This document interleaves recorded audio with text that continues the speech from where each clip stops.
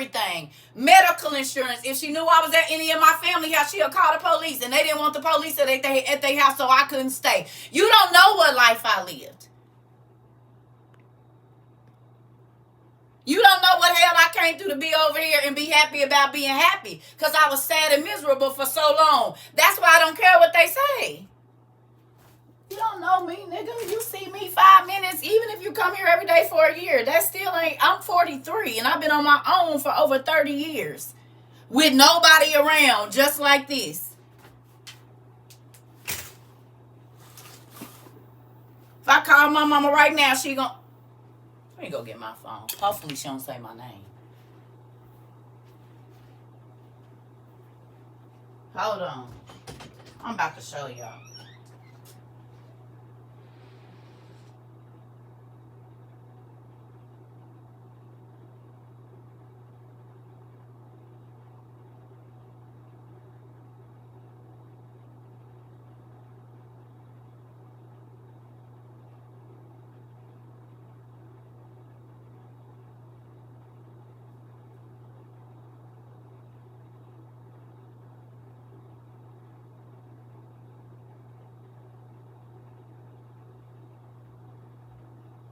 She didn't answer. She might be hiking a mountain, because she normally does that in the morning. We'll wait until she calls back. But y'all about to see. I'm gonna say, what age was I not living with you? That's the woman that gave birth, and when she called back, y'all see.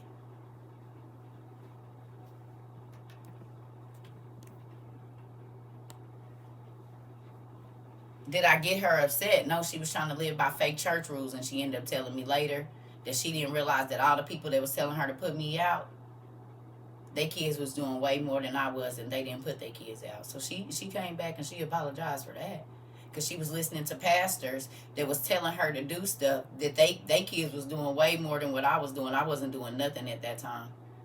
And they was telling my mama what to do with me and ruin me and her relationship, instead of her going to God and asking God what she should do with me.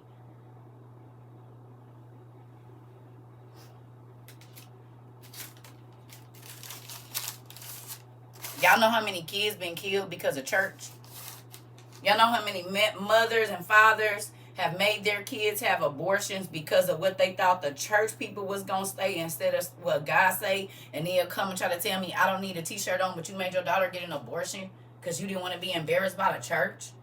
Stop it.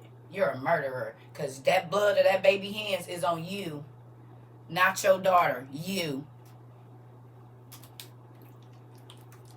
You want to talk about a drunk and you a murderer? Stop. You want to talk about a prostitute or a whore and you're a murderer? Stop it.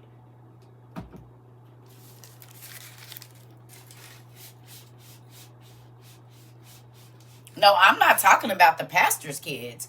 I'm talking about the people in the mamas and daddies in the church that's more worried about humans than what God say.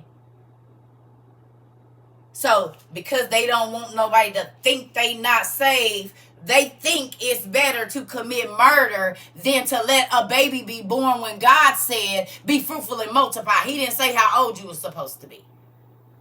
And we see that it was people in the Bible that was conceived, and only God gives life. The devil can't give life. He can only take it. So,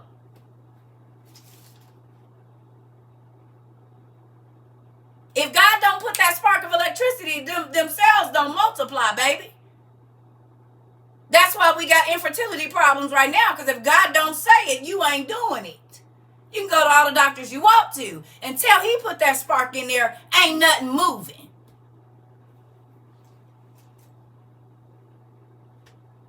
Good morning.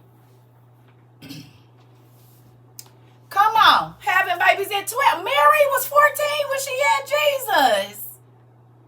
Mary was 14 years old when she had, so when Jesus was 7, she was 21.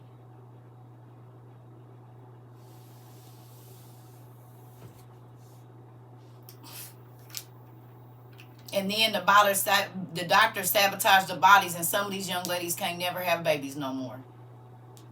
Because they parents was worried about what other people, my parents tried to make, man, I'm not doing none of that. I'm popping this kid out. And I'm not giving my baby up for adoption. I'm going to keep my baby. And if y'all don't like it, you can put me and my baby out. Isaac's wife was 10 when they got married. Come on. I had a baby at 16, 19, 21, and 22. And if I didn't get my tubes tied, I'd have a baby for every year after that. My fertile tale.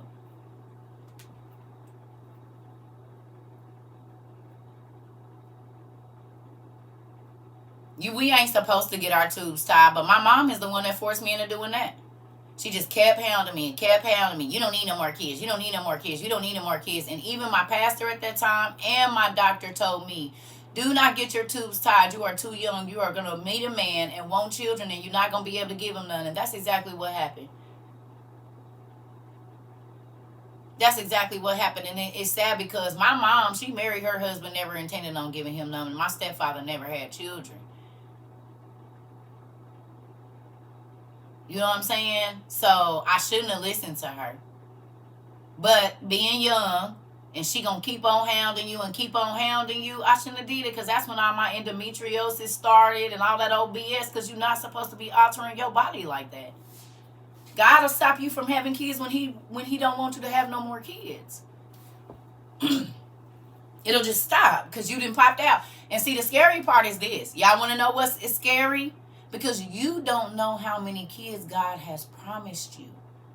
So if he's only given you one child and you abort the one pregnancy you have, you don't know that that's the only kid that he allotted you.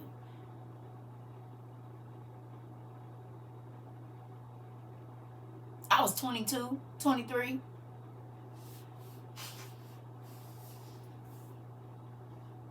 Then I'm just finding out I'm pregnant. So yes, baby, whatever babies are there, God, babies are a blessing. If I didn't have my kids, I'd probably be dead. My kids kept me in the crib.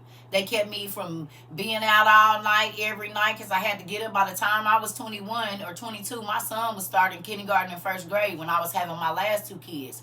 So I was working full time. So I couldn't be at the club all night because I had to get up and go to work. I had to get them to daycare. I had to get home. I had to cook. I had to do this. But I look at some of my friends, not all. I look at some of my friends that didn't have kids, or and not all of them. I'm not saying all of them. But a lot of my friends that didn't have nothing to keep them at home, the boy, they ran through. They ran through, baby. And some of them be looking real, real bad, too. Because they didn't have nothing to keep them at home, so they could get drunk every single night, turn up, you know what I'm saying? They didn't have nothing to keep them grounded. And I'm not saying that's always the case, but I'm saying I done seen it a lot. Now, I do know people that ain't ran through, that don't have no kids, and they still lived a great life or whatever. But I'm saying, like, a lot of my buddies, the people that I went to school with or whatever, like, if they didn't have to, like, hold on to their kids and be whatever, babe, sometimes I see them now, and they look damn near my mama age. They be weathered.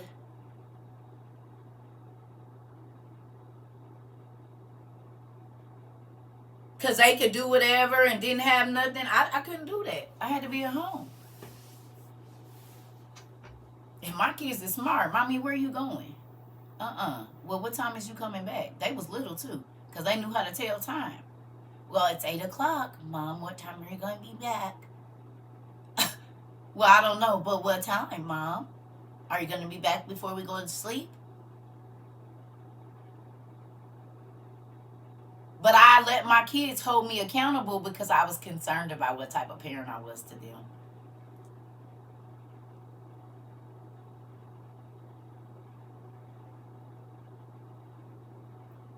Do you hear me? New parents. Don't be telling your kids because I said so. Explain to them. You want God to explain to you. Ain't that crazy? If God tell us just do something, why I gotta do it like that? And I don't think that's necessary. But when your kids do it to you, you don't have no explanation for them. You just tell them just do it. God explains to you, so why can't you explain to your children? Ego. Your parents can't tell you you're not being a good parent. Don't you tell God when you don't like the way he doing your life?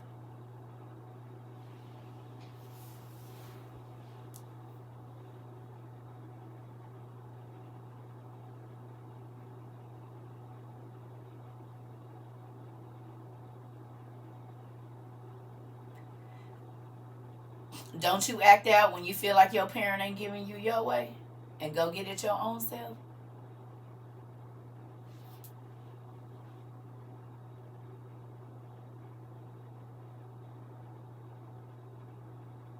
And then get mad at God because it didn't work out? Like your kids do you? Mommy, I'm mad at you. I told you not to do it. No, you could have helped me. Y'all do God the same way.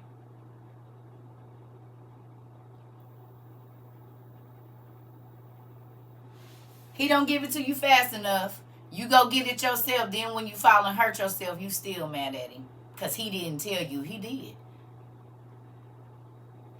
And he explained to you why you shouldn't be doing it. You just didn't want to hear that because you saw what you wanted to see. You said, ouch.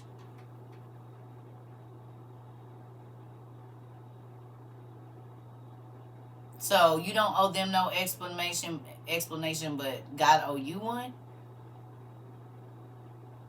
Of why? God, why you didn't? He don't say, I'm not going to tell you. He explains it to you. So why you going to give my nieces and nephews the same treatment? Good morning, y'all. We don't want to talk about that, huh? Nobody don't want to talk about that?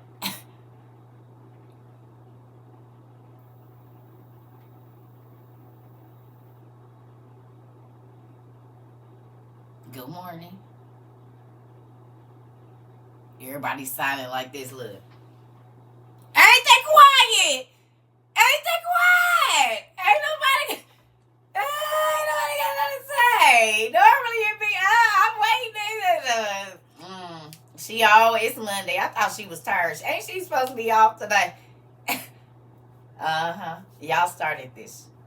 I've been on here for, it seems like 24 hours straight almost. Damn it. Listen here.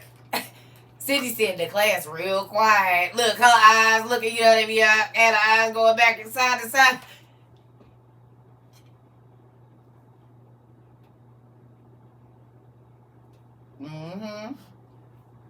You said church mouse quiet and is. Girl, you almost made me burn myself. You said good, bad, and ugly. I'm here for it. Crickets. This the thing, y'all.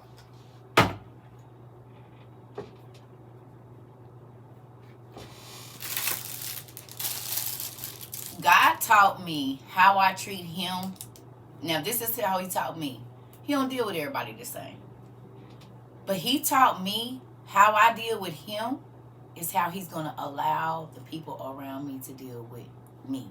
So if I ignore him and he wants to spend intimate time with me, which is prayer and in my word, not doing this, but just by myself, and I'm ignoring him when I have my kids in the house, I promise you I'll be talking to them and they'll just be ignoring me.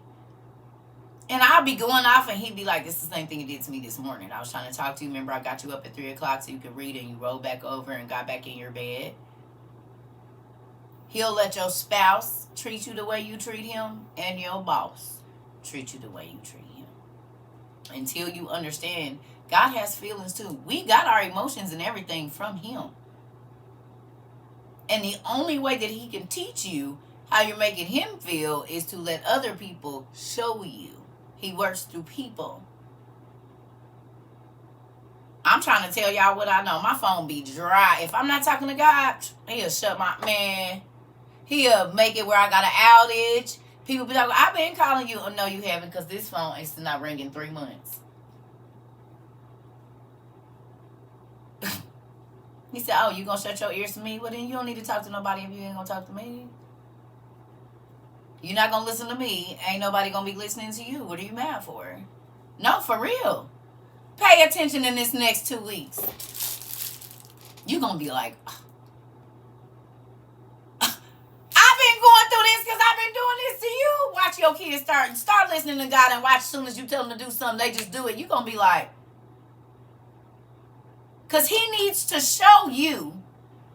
Uh-oh. You said, oh, so good. I've noticed that. Oh, yes.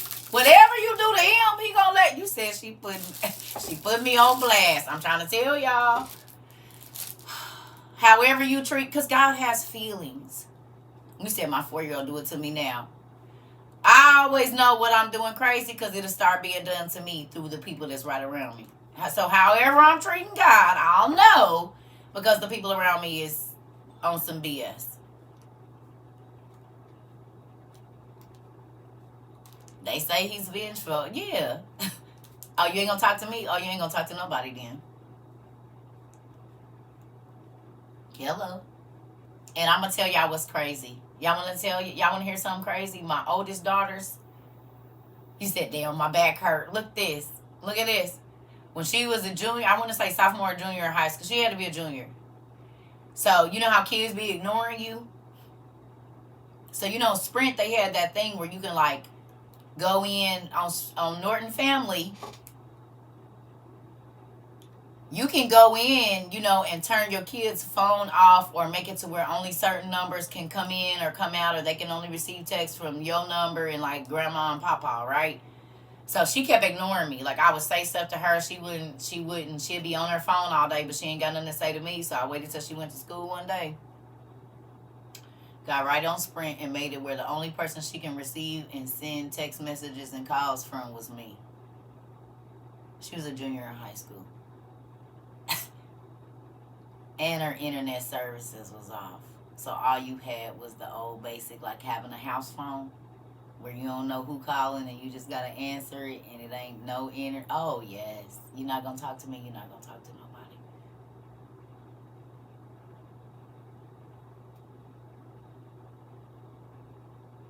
She couldn't get on Instagram, Finsta, nothing. And it didn't matter if everybody was texting her. She wasn't going to see it. I ain't going to take your phone from you. You can keep it.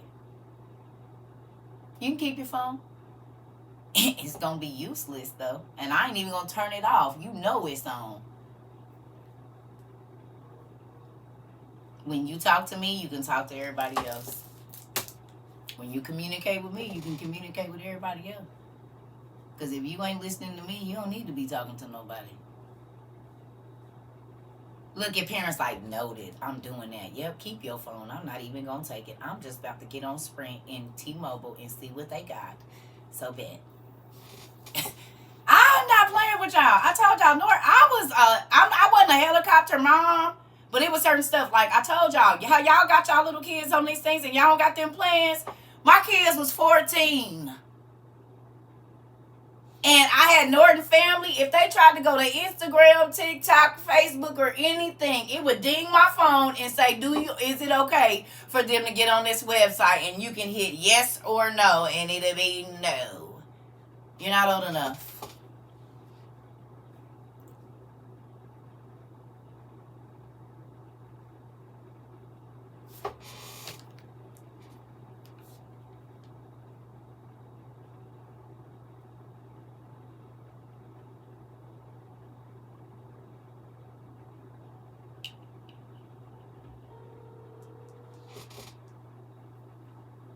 They might be asleep. I don't know if they be busy or what. Everybody got jobs.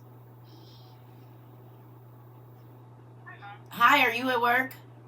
Yeah. I'm on live. Can you just clarify something for me? Yeah.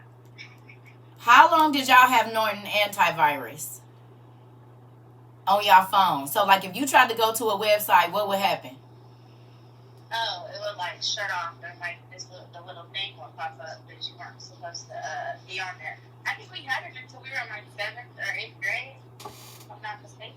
7th or 8th grade. I had Norton antivirus. You about 13, 14, 7th, 8th grade, right? Yeah. How old was y'all when y'all was able to get social media? We didn't get social media until my 7th grade, so I was 13. And it wasn't no crazy stuff. And did I used to pick up your phone at any given time and say unlock it and give it to me? Yeah. Do you remember when I turned your sister's phone off, but it wasn't off? She had it, but the only person she could talk to was me until she talked to me when we lived in a small apartment? Yeah. And she was a junior in high school, right? Okay. I love you. Bye. Thank you. Talk to you later. Y'all think I'm playing. You heard what she said. No. You ain't about to have access to my kids' mind like that. Because like I said, little kids, y'all let them have these phones, they spell it like it sounds. So does corn. Corn spells exactly like it sounds. They do that on purpose.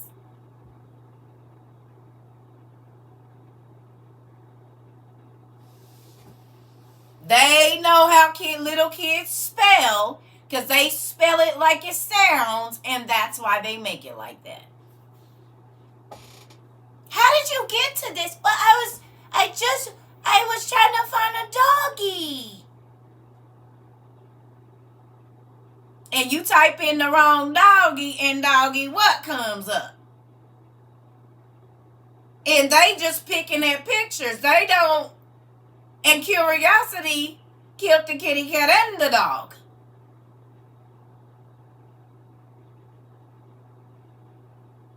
Do you see what I'm saying?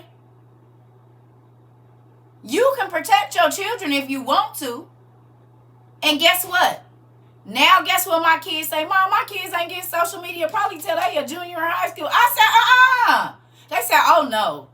Oh, no. Now that they got kids, they're like, oh, Mom, thank you. Because, they not getting this until this age. They're not, because we didn't see that. My kids were still playing with dolls and watching cartoons freshman, sophomore year of high school. They wasn't worried. And it ain't that they didn't dress up and put their heels on and didn't like boys. But they wasn't, sex and all of that did not control. They wasn't even think. My daughter still called thongs the devil's panties. In the 8th grade, she said, oh, she got Satan's panties on. Satan's panties, a thong. And now she be...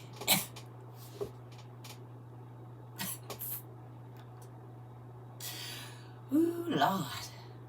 She went to the Sexy Red concert. That's all I'm going to say. The same kid that called a thong Satan's panties went to the concert. See how quickly life changes? That was just 5 years ago. They were Satan panties. Now she out, you know. I said, oh, you gonna wear that, huh? It's cute, but where the rest of it? It's a Sexy Red concert, Mom. You know she ratchet. I said, oh, God. Oh, God, I gotta deal with it. Okay. Ooh, you said you're going, okay, well, let me buy you these drawers. Just put the see-through thing. Because if you gonna do it, I'm gonna help you do it right now. If you going out and I'll see through here, come here, let me help you. Because you going to do it anyway. So let me help you do it right. You get the drawers with the clear things on the sides. And then you're going to need these for this. And then put this right here. And then it'll... Good thing Mom worked in the club. Because, baby... she like, ski, it is. Show me, and she had a little thing at the concert. I'm like, oh, God. I said, put some blessed oil on before you go. Y'all pray before you, and pray and call me, and then pray on your way. Take your oil with you. Anoint your friends. This is me for real. If you gonna do it, I can't stop you. So I ain't gonna say, oh, whatever happened. No, I love you. Put the oil on. Did you put the oil on the tires? Girl, put your oil on before you go. If y'all drinking, because you ain't grown, you ain't 21, you got your water bottles, you don't sit there, you got your impact pen, this is me. Because me not preparing you for what could happen ain't doing no good either. If you gonna do it, I need you to be safe. I told y'all, as crazy as my brother is, when him and his homeboys was going to the club, niggas could not go with them if they didn't get no oil on them. He said, nah, because every time we go in the club, and the nigga, it's always the niggas that don't got no oil on them, we always end up getting into something. Or getting arrested or tased or some stuff. He said, no, we done almost got in the car wrecks and everything. He said, no. You cannot go nowhere to the club with my brother if you couldn't, and I'm talking about he rolled with, he didn't give a damn. Them niggas knew to put their head down or they wasn't going in. They be like, hey, bro, where's stuff at? Because we already know you going to be tripping. He said, I know. that whole thing saved our life. Ooh, phew, that was crazy. Yes. Mm. You have to.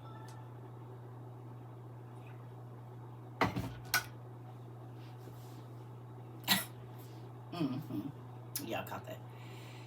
Ooh. So, get your kids together. Don't have them. Let them be the kid that even though they about to go be on some bull stuff, you allow them to be the kid that be like, nah, we about to pray. I know we going to the club, but we about to pray. Think about how many people's kids didn't make it home from the party.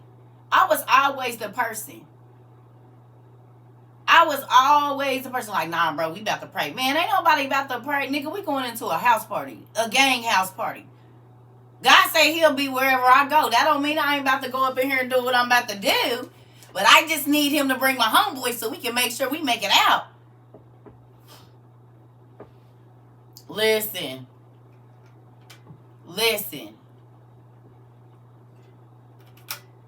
I'm about to go in this trap house. I'm about to be in here. These niggas about to be shooting dice. They about to be talking crazy over here. What?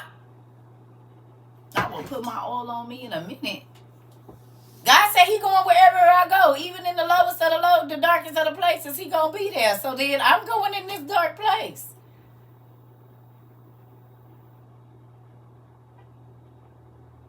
I'm going in this dark place. Y'all seen mine is in a flask in the car, baby. Keeps it. I used to put it on the chicks in the club. You know how many chicks get drugged in the club, assaulted in the club, followed home and robbed? One of my homegirls had to jump out a second-story window because she made a grip that night, and the dude followed her home, waited till she turned her lights out, and kicked her door in.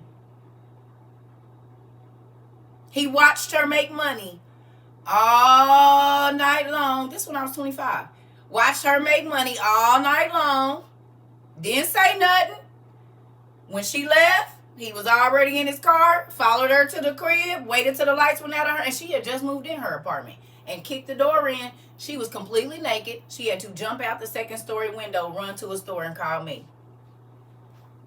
Real life. Let me go get... I keep trying to tell y'all.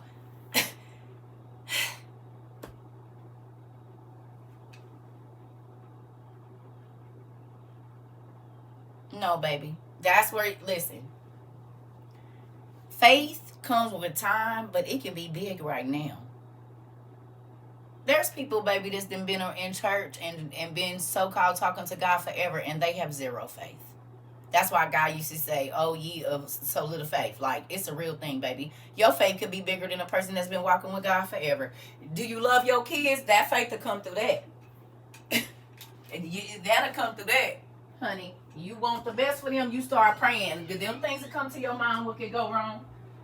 And then that mother's heart, you'll know exactly what to say.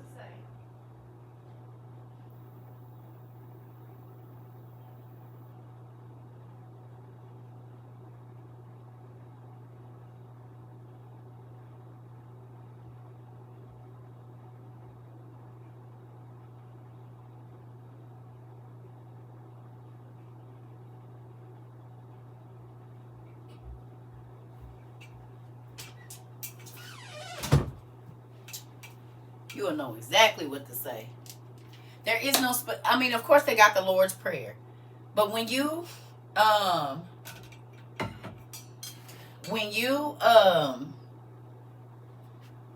want to know what God got to say, like, listen, y'all, walking with God is not... Okay, who's learning that walking with God is not as hard as the church made it seem to you? Who's learning?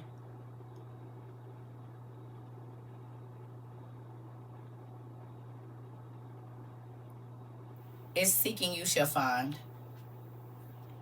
It makes me dizzy because I have YouTube over here. So this will be flipped this way and this will be flipped that way. And it makes me a little weird. So yeah, it'd be backwards. But it says seeking you shall find.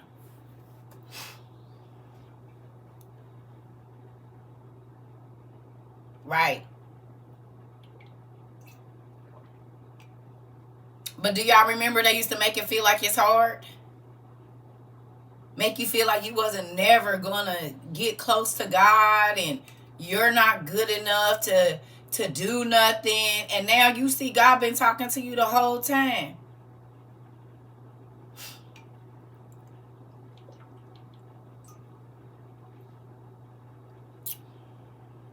They made you not want to listen. Come on. You can't do this if you ain't this. God said, I'll use you right now. I use you right now. And listen, think about what he say. He said, the harvest is ready, but the laborers are few. The harvest of souls is ready, but it ain't nobody to go out there and work the fields to get the souls. Because they too busy trying to be up where the wheat is already been harvested. They ain't trying to work in no fields and go grab no souls out of there. If it's outside or whatever they church doing, they ain't trying to go do it. And they damn sure ain't about to go in no dark places and go get no souls out of there. Because they can't be seen in places like that. Even though those are the places that God told us we were supposed to go to snatch the souls from the devil, in the dark places, because that's where he keep them, in the dark, chained up.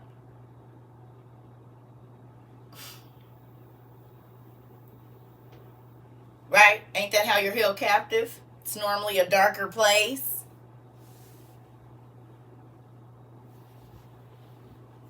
That's why they never received him while he was on earth. Ain't that crazy? Yeah. Listen.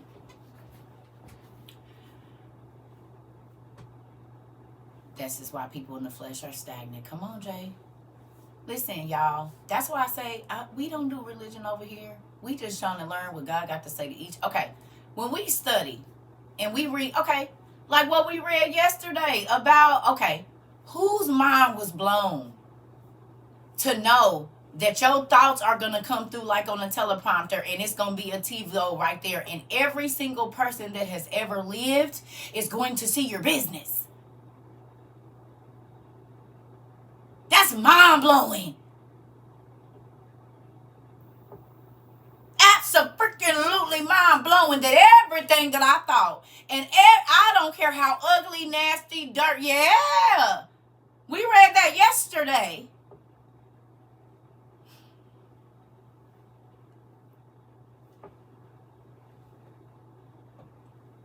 Yeah. Then we y'all, what'd he say? He said he gonna make it available for all your shame. He said, I've been trying to calm my nerves ever since I heard that. I'm telling you, baby. You said I don't want to share it. Yeah. Yes, Michael. I told y'all before, though, that your sins is gonna pop up like people and speak. But he didn't broke it down even more. Was it Baruch?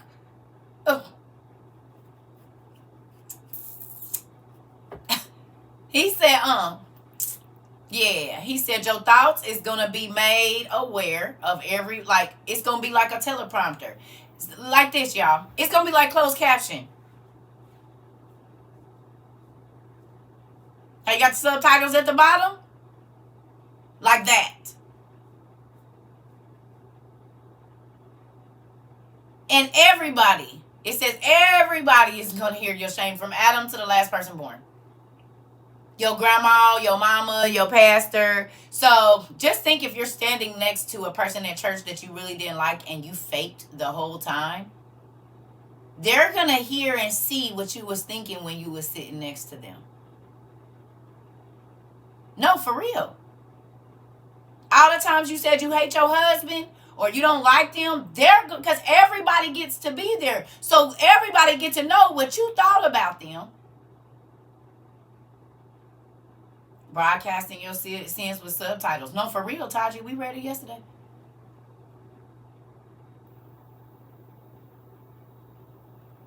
I've been asking for forgiveness nonstop. Just don't hit the people with the subtitles. Oh, Lord Jesus.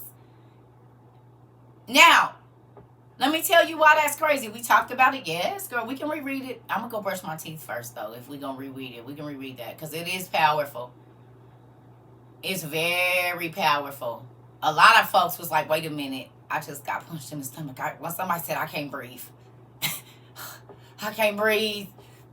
I can't breathe. I can't breathe. Folks was over here bent over like, wait, let me pull over in my car. You said what?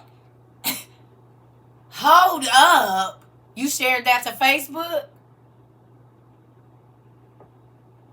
Your head start hurting? Listen! Yes, was it true classic lady? She's like, I can't breathe. My eyes was literally watering, huh, Queen? Listen, here you said and did. Ooh. You said I was throwing up. Listen here. Ooh. Hyperventilating? Because your mind started thinking about all the thoughts and how they led to action. Now, what's our saying? If you think it, you'll say it. And if you say it, your body gonna move. You said, I need a paper bag in front of everybody. It gave you chills. Listen. Folks be playing with my daddy like he is not. Okay, who remembers us reading about, I want to say that it was in Ezra, one of the Apocalypse, that he gonna seal your mouth and your chest is gonna open up and speak. Your lying tongue won't be able to speak. He's gonna seal your mouth and your chest is going to open up where your heart is. And this is where your answers is going to come from. Right here. Because he ain't going to let your lying tongue speak. You can't lie to God. So not only is he going to shut your mouth so you can't say, I object. No, God, let me explain. There will be no explanation. The only thing, oh, Lord Jesus. The only thing that is going to be there is the truth. What you really thought, what you really meant, and what you really did. How we can kind of, it wasn't really like that, girl. It won't be none of that. No, it's only going to be the truth. Whatever you thought at that time as to why you did what you did and nothing else. All the extra won't even be able to be spoken.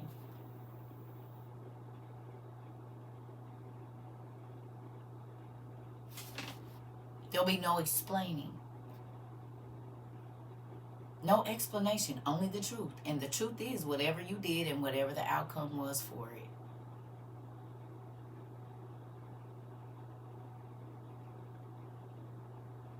You said why the pastors never say these things? Because they want you changed. And I want your soul changed. Same change, different change. You know what I'm saying? Same spelling, but different change. I want your heart changed. I want your mind changed. I want your soul changed. They want your change. It's a different, baby. They not going to tell you all of this. They not going to tell you that if you dress up and you a married woman and you want people to look at you that ain't your husband, that you going to go to hell, because they looking. They got the spirit of lust. They paying attention, so they're not going to preach against that. They're not going to tell you nothing that's going to stop you from bringing that money in there. Y'all know how much I pay myself. Y'all know what I do with the money. $300 a week. I mean, I'm going to say what I want to say. And that's only to pay the bills, to do what we need to do and get stuff moving around here, the business bills. I don't take this money and do nothing with it. So, but I'm going to say what I want to say. I'm going to say what I want to say.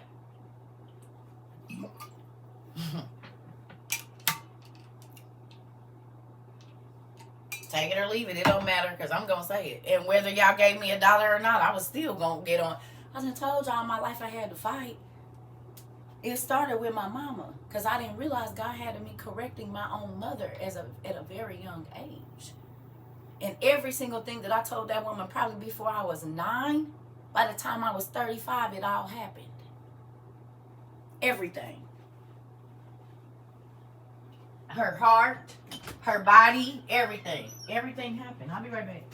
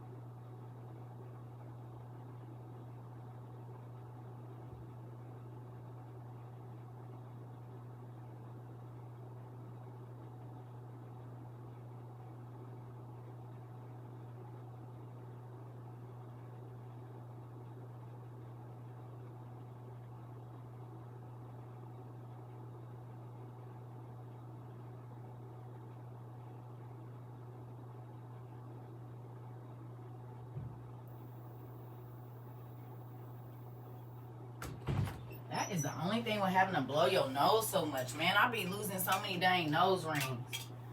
I do not like that. And my hole ain't that big, so they be sliding out. Every time I blow my nose, not every time, but I be losing a lot of nose rings. And I even got the ones that got the little L bracket now, and I still be losing them. Anybody else be losing their nose rings like that? Yes, baby. I wake up, I don't even know where they be. I just lost one now. I'm having to blow my nose. I look and being threw the tissue away, and it's in there. And I blow my nose probably 30 times a day. I be irritated.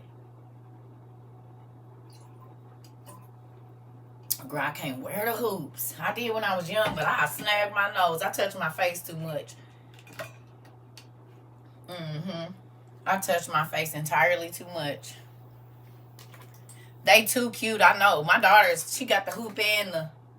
They got both of them. They all pierced and tatted up.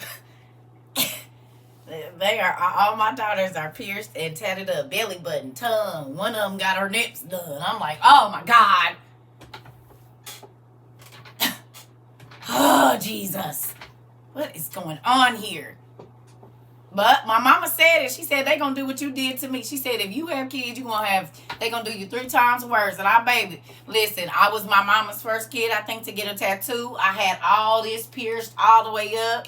2 nose piercings. This was pierced, baby. Listen, she used to be sick of me. I was piercing my own stuff.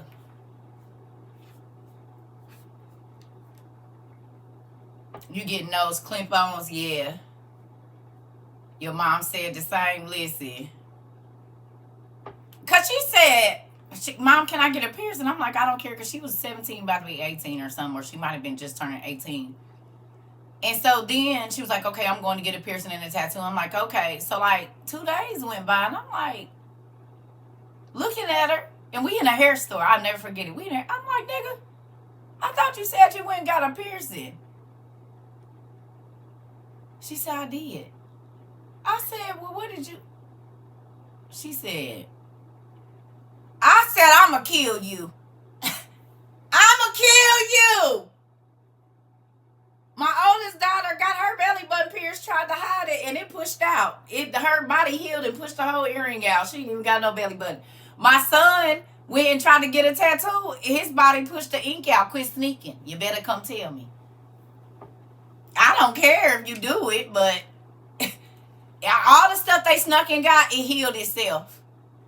Pushed the ink out. If they came and told me, it stayed. No joke. I didn't have to do it. Literally, their bodies pushed them out. I said, that's what you get. Wasted your damn money. Because I'm not that type of mama. I don't care, but I need to know that you're safe.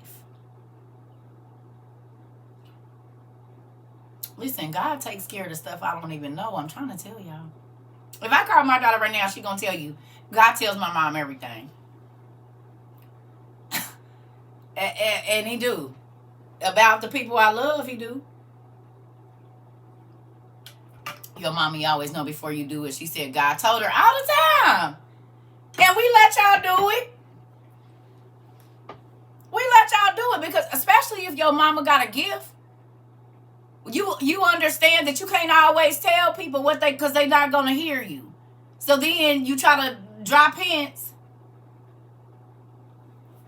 Yeah, you say, so I say, God, don't tell her. They say it too, and he still tell me. He be telling me business about you when I ain't never even met you, Kayla. Excuse me, what was you doing at 6:30 this morning, girl? You was on my mind yesterday. He be telling me, yo, and we ain't never met.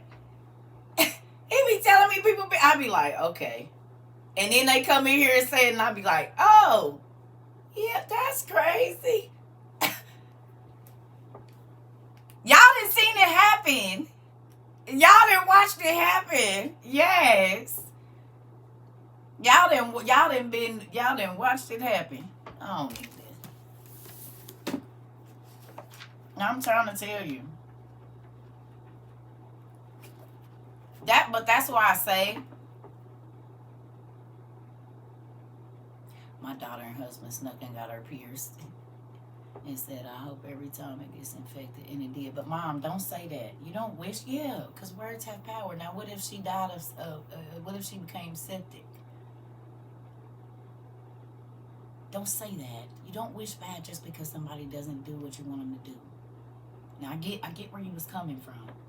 But don't do that, because then that could I mean, then it could hurt your heart because something could happen and she don't tell you and she just, yeah.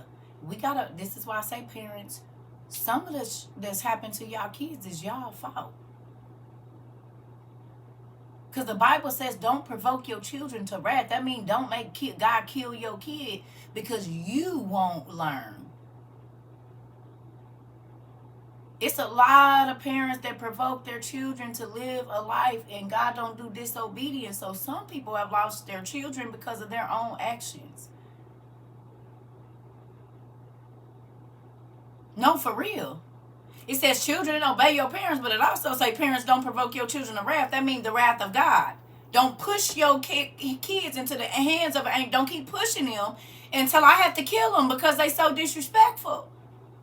People interpret that scripture wrong. And this is why he say a disobedient child shortens their days. So if you're constantly picking at your child and doing stuff that makes them go do irrational, irresponsible things because you ain't dealt with your issues, it's going to hurt you in the end because you might lose your baby. Because the disobedient ones teach the next generation to be more disobedient, y'all. God don't like that. He said, teach the older ones so that they'll teach them. Y'all already know. If your oldest kid is bad and you have another baby, they learn from them.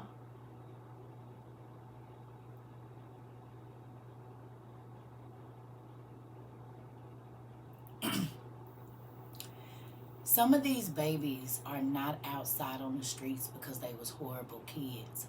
Some of these babies are out on the streets because their parents are horrible parents and they don't listen to their children about how they feel like their children are being. Can't nobody on the outside of your house tell you a good parent if your kids, you're only a parent to your children. You're not a parent to the people on the outside. Just like I said, my ex-husband. Everybody, we know he a good husband. I said, that's funny because his wife sure don't think so. I said, it don't matter if everybody outside of this nigga house tell you he a good husband. If his wife, he only a husband to me. I can only be a good wife to my husband. It don't matter what everybody think outside. If the person that I am doing that to doesn't think so, then I'm not. So if my kids don't feel like I'm being a good parent, I'm not being a good parent. It don't matter when nobody else say, oh, honey, you know you're a good parent. Lies. They not parenting you. They parenting them kids. And them kids said, no, the hell they ain't. That's why they be busting y'all out and y'all be mad because they be telling the truth. Adults is going to say what they want, but you not parenting that adult. You parenting your kids.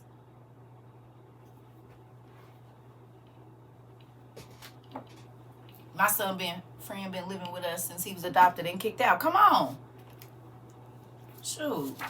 That's why I don't care. People like, oh, I know I'm a good parent. What your kids say, though? Because the only person you parent is them babies. So if they don't say so, I'm going to beg to differ with you, pumpkin. And I'm not saying kids don't lie, but overall, kids going to tell the truth about what type of parent you are, pumpkin.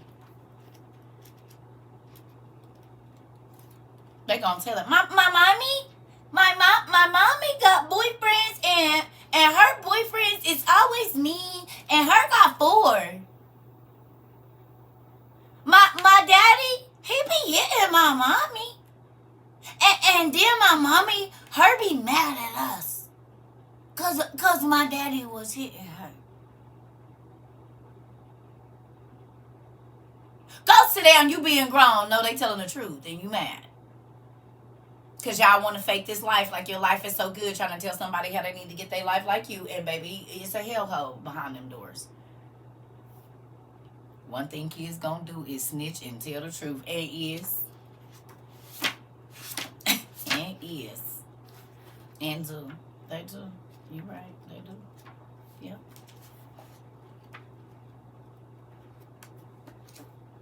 I worked in daycare. Go out and come back in, John. I worked in daycare. I heard so many different stories, and my heart used to be broke.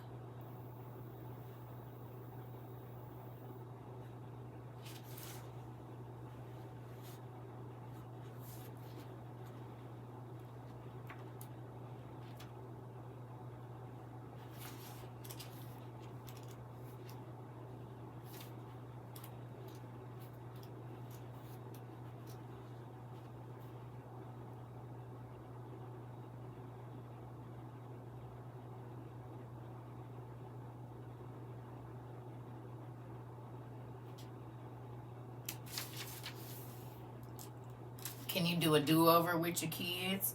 But you can start now, though.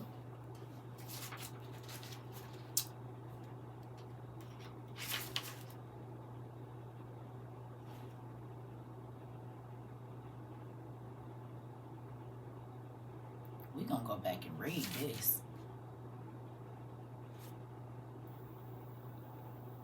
We're going to come back and read this. Hold on. We're going to read what we read yesterday. Thank you, Miss Edie. Our dad is amazing. Listen, when you want to understand and you want to learn life, God will give you the answers and your life get better. It's just if you going to take them.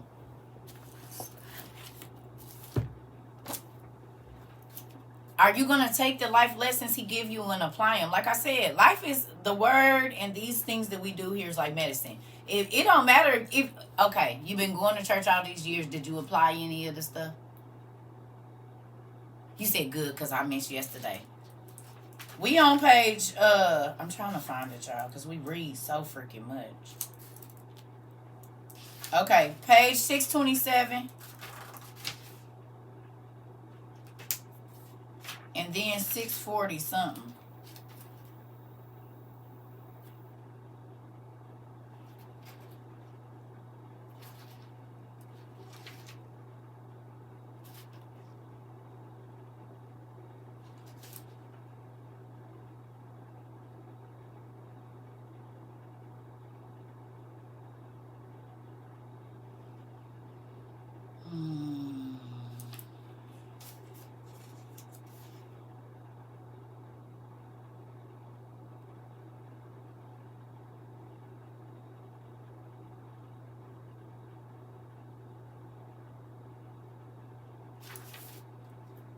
Y'all, give me a minute.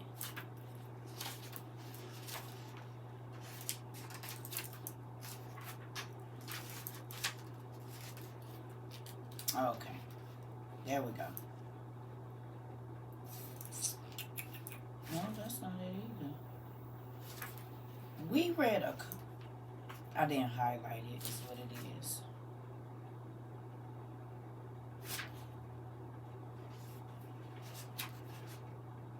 Y'all, I done forgot exactly where that is. I know it's in Baruch. Oh, the nations will be judged right here. This is where we was at, like 627. I'm just trying to find it.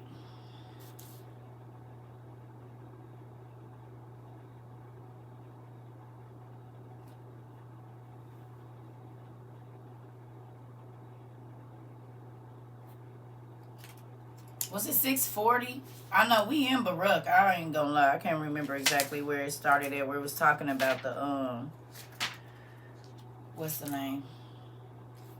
Because I didn't highlight it yesterday, I don't think. What page was it, y'all?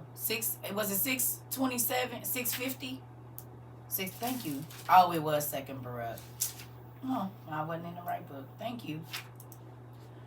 I love y'all.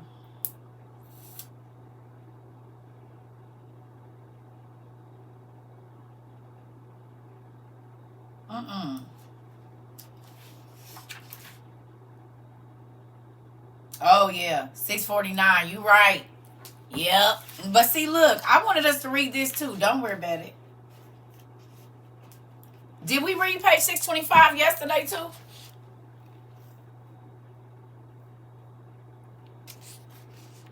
Did we read the nations will be judged?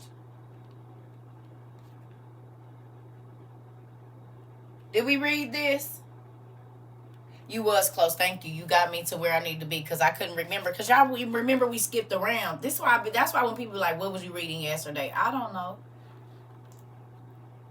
Okay, we didn't. So before we go there, let's read that real quick. We're going to go back to 649 because it's real good. But can y'all go to page 625 real quick to the nations will be judged? You said no. Let me go get my book. Is this from last night or morning class? Morning class yesterday. And while y'all doing that, give me a minute. Because y'all know I had just got up. I didn't get like nothing. And I feel like I've been out at the club all night arguing with folks. That's how I feel. So give me 30 seconds. Let me get my life together. But 625 and 649. It's book 1 pumpkin if you're using the app. Yeah, or your PDF. And who's using a PDF? Because we used to have people that use the PDFs and they would tell us the PDF page. Can we get back to that? Because I'll be needing y'all help. I know y'all used to be so gracious and tell us what page in the PDF that we own when they ask. So if there's still people that use the PDF, if y'all using it, can y'all put the PDF page in here for the people that just had to go get them? And I know I just got some requests for books, so I'll be sending some books out today too. I think over the weekend I got a couple. So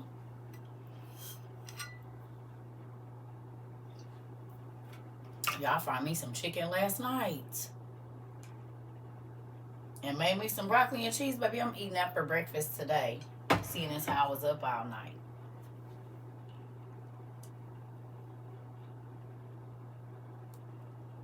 Thank you so much. I appreciate you. Whatever y'all want to do to help, y'all know I be trying to think about this class, worry about the trolls, think about my mom be. I can't, But can I tell y'all something though?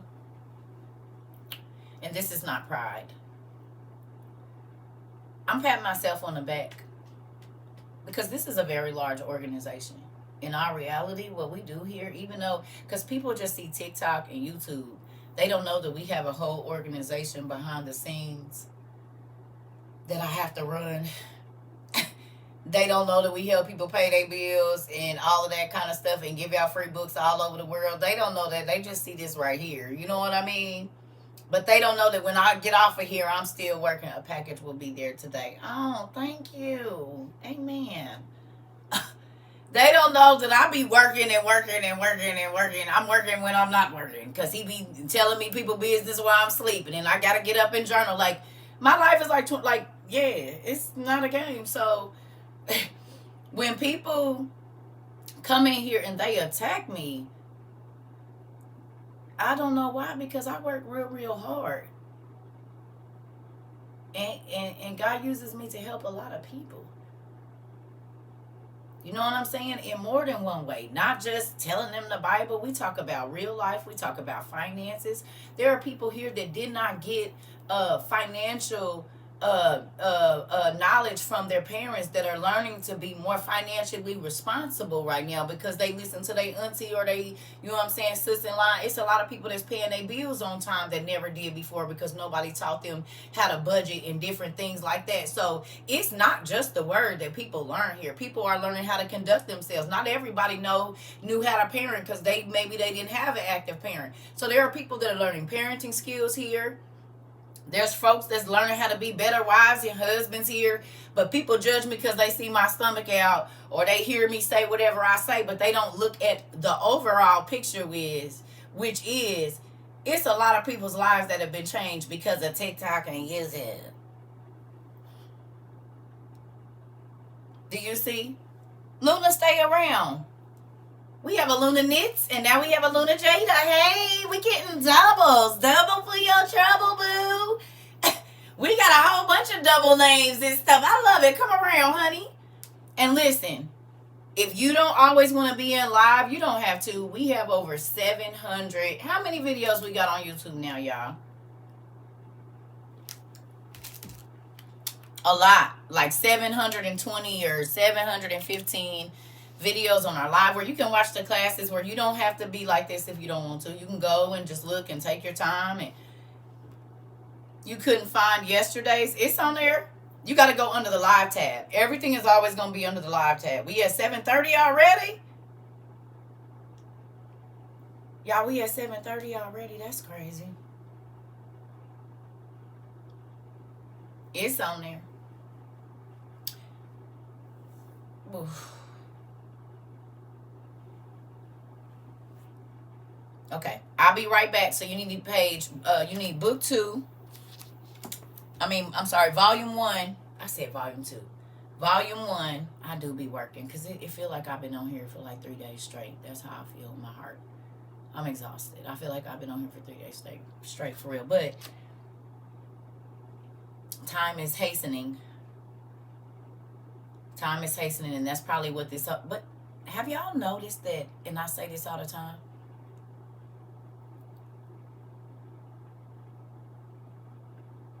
Who? Oh, y'all having a whole conversation over there. Look, I'm sorry. Look, ain't that like nosy auntie? What you say? Babe, what y'all over here talking about? I ain't been over here in 20 minutes. I seen something. I'm like, what? I'm sorry. I'm being nosy. Sorry, y'all. Look, they passed an an executive bill about AI, I'm sure. So we gonna start at 6:25, and then we gonna go over to what's the name? Well, look, just nosy as I want to be. What y'all over here talking about? I still got on my makeup from yesterday's fake church service. I ain't washed my face. I barely just brushed my teeth. I was online before I even got out of the bed because I got the news about my old pastor, and then I got on here to tell y'all about Oklahoma, baby. Y'all all smelled my morning breath today. I just brushed my teeth. Give me 2 minutes. I need to just get my life together. We get ready to do it, but I was on here till 4 o'clock in the morning. Yeah, we going to Oklahoma, December 18th. I was on here till 4 o'clock in the morning arguing with church people. Not Satanists, not atheists.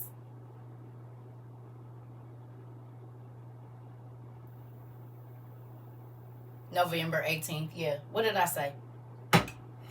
Well, now, y'all, I wasn't on here arguing with Satanists. I wasn't on here arguing with people that don't believe in God. I was arguing with, it was people that's supposed to be Christians, saints of God, that came in here to interrupt us talking about the Bible. Oh, did I say December? I'm sorry. November. I'm sorry, November 18th. It was the church folks. Ash, wasn't it? You was here. It was the church. No, I'm sorry. It's November 18th. Okay, see? I ain't had no sleep. Arguing with them crazy church people. I'm scared for them. Give me 2 minutes, y'all.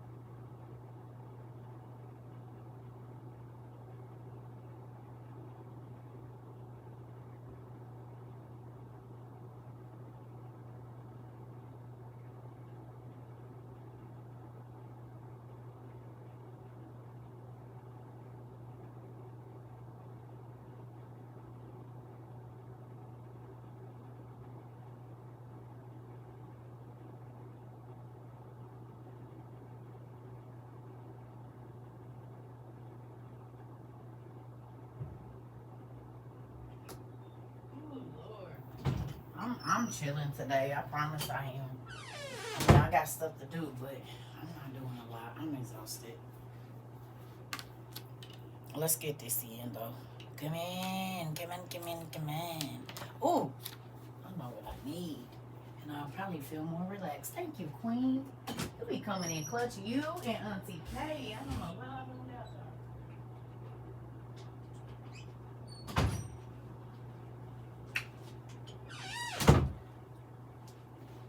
Actually, I don't know what I would do without any of y'all, because y'all keep my days full of laughter. I just want y'all to know that. Y'all see this? When I say I put it on my thing, this really too much. Y'all see it? If you got aches and pains, get with Nettie's Necessities. She got some pain cream. Amazing. Oh, all of this be good, I promise.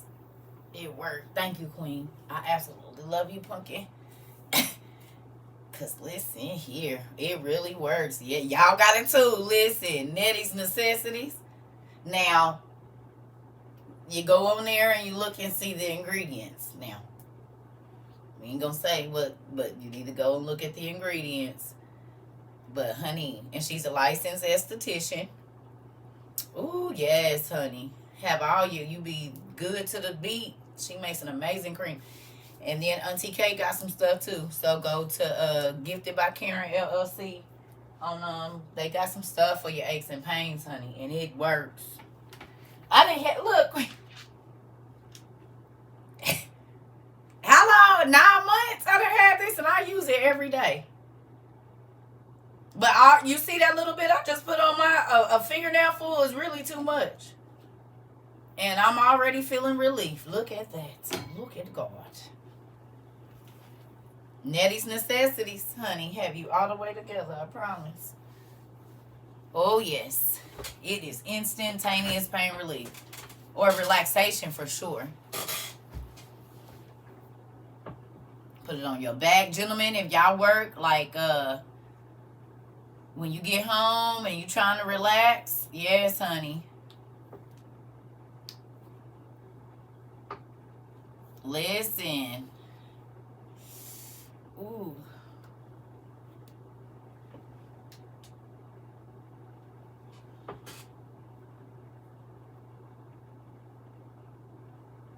Yeah.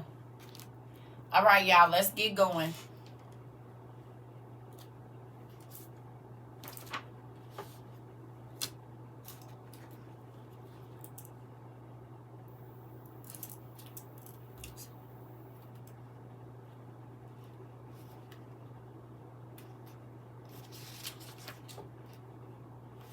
We're going to read 625 first. And then we're going to go to 649. Y'all ready?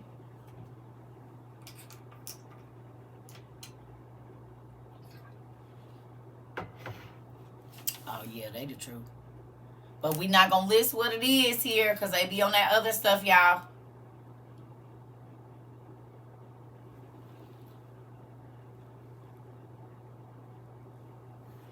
You got to use your better judgment when typing.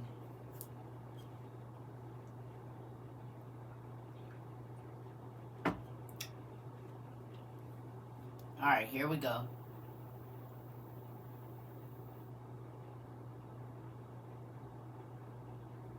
Oh, girl. Okay. So it says, and after these things, it happened that I, Baruch, was standing on Mount Zion, and behold, a voice came from the high heavens, saying to me, stand upon your feet, Baruch, and hear the word of the mighty God, because you have been astonished at that which has befallen Zion. You will surely be preserved until the end times, to be for a testimony. This means that if these happy cities will ever say, why has the mighty God brought upon us this retribution? You and those who are like you Those who have seen this evil and retribution coming over you and your nation in their own time may say to them that the nations will be thoroughly punished, and this they may expect. And when they say in that time, when, you will say to them, you who have drunk the clarified wine, you now drink its dregs. For the judgment of the Most High is impartial. Therefore, he did not spare his own sons first, but he afflicted them as his enemies because they sinned. What sons was that? He made them ugly. What sons did he spare first? He didn't spare them. What sons is they talking about? The angels. The fallen. He said, I didn't spare my sons. The angels was made before us in creation. He said, I didn't spare my own sons, so why should I spare you? I made them before you. They're eternal beings, and I didn't spare them. So why you ain't gonna get retribution for what you did?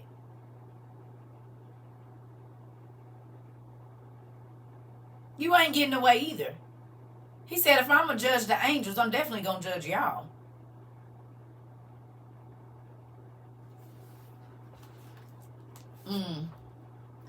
But he afflicted them as his enemies because they sinned. Therefore, they were once punished that they might be forgiven. But now you nations and tribes, you are guilty, because you have trodden the earth all this time, and because you have used creation unrighteously.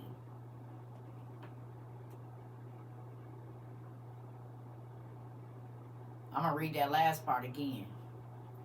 But now you nations and tribes, you are guilty, because you have trodden the earth. You done walked around on this earth all this time, and because you have used creation unrighteously.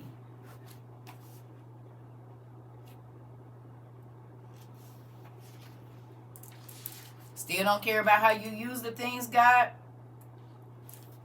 give you. And if you look right here at the top, he said, for I have always benefited you, and you have always denied the beneficence. God said, I always been good to you. I'm letting you walk on my earth, breathe my air. Your heart is still pumping. Your lungs are still taking in air and out. You can walk, you can talk. And even if you can't, you ain't dead. And you ain't never.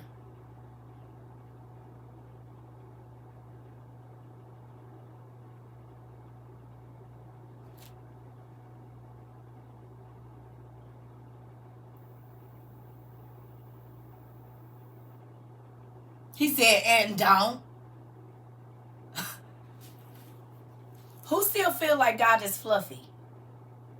Anybody still feel like God is a fluffy God? He is sometimes. Y'all don't feel like that? Did you feel like God was a fluffy God before, for real? Be honest. Did you feel like God was fluffy before? Compared to now?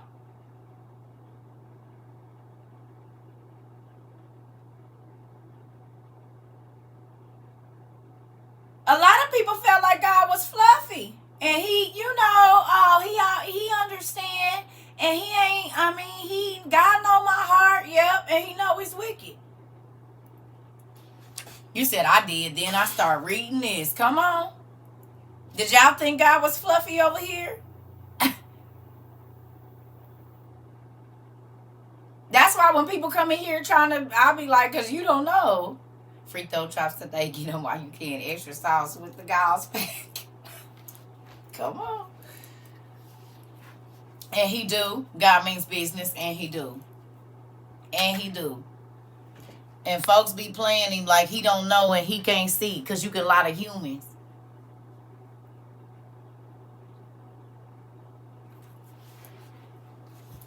Now, here go the ugly part. Y'all ready? We on 650. You got your... Where is my shoes? In the bathroom. Wait a minute, y'all. Can y'all tell I ain't had no sleep? Just give me a minute. Damn it. I'm just going to get the ones out the living room. I ain't even going all the way back in there. That more? my room be a whole different temperature from all the other rooms, though. Because I keep my windows open in there. And you know how I just put my feet in them thinking they was going to be cold, but it's warm in there. So then they all warm and already together. Yes, help me. I'm off, girl, and I'm hungry. Y'all know what I'm about to do. I'm about to eat and get in my bed. I got stuff I got to do today, too, and I'm just, I don't feel like it. Ooh, I'm getting old. I can't be up all these hours and not get my naps. I got to take naps. And I took a 2-hour nap, and I woke up last night, and it's just throwing my whole schedule off. It's just throwing my whole schedule off.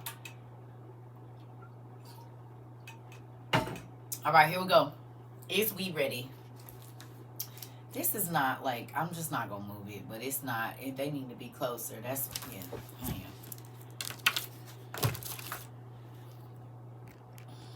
So I'm looking in the same space because I'll be ignoring y'all. I'm sorry. I know I do. I know I do. It's not good. I shouldn't ignore my other family members. I should not do that. What they say, this is for the grown folks. We don't got to be in her face every 2 minutes. You said Andrew. I'm sorry. Y'all, and so y'all be talking about when I'm getting back on Instagram, so I can't never see nobody. It's hard enough. I can't. Give me a break. Hell. Give me a break. Okay, here we go. Come on. So we are on page 649.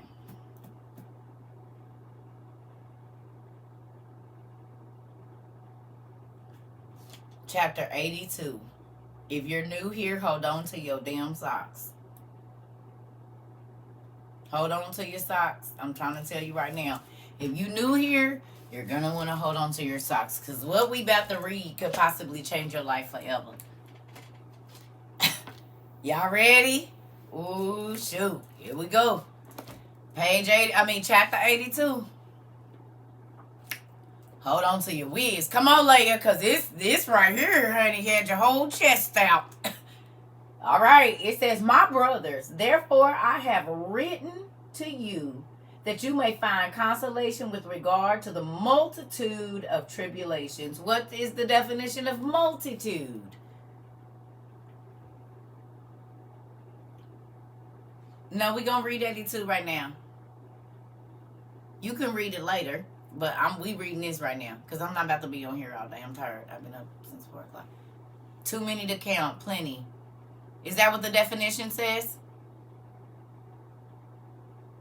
What's the definition of multitude?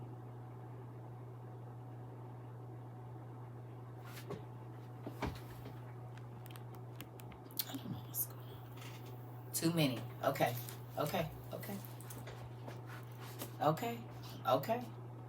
What's the definition for tribulation? It said, I'm writing to you about the multitude of tribulations. What is a tribulation?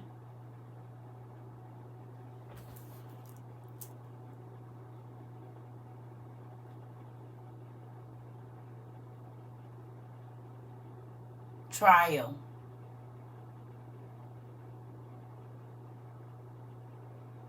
Cause of great suffering, stress or suffer, great trouble or suffering. So there's going to be many or a lot of affliction, trials, distress, grievous trouble, trials, sufferings. He said, I'm writing to y'all about the many sufferings and trials and grievous trouble and stress that's coming. Okay. He said, I'm writing to y'all because there's a whole bunch of them that's going to be coming. Not just one. Did it say one tribulation or did it say a multitude? A lot of them. Hear me? Why folks talking about Jesus is fluffy? Okay, here we go. But you ought to know that our Creator will surely avenge us on all our brothers according to everything which they have done against us and among us, in particular that the end which the Most High prepared is near, and that His grace is coming, and that the fulfillment of His judgment is not far.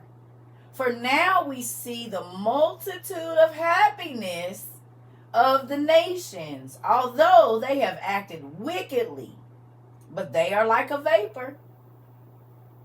And we behold the multitude of their power while they act impiously. What is impious? What does it mean to be acting impiously? What's the definition of impiously?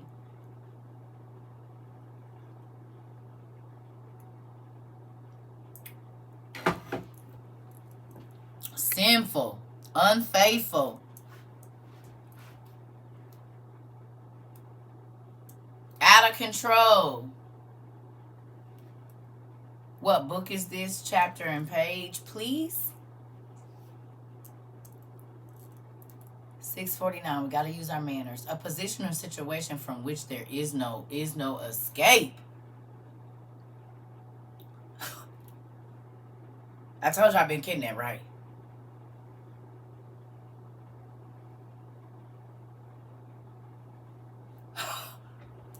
Ooh, not showing respect or reverence.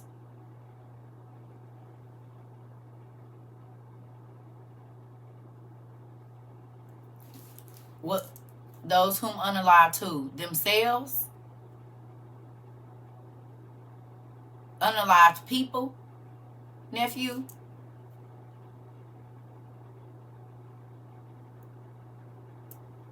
Yeah.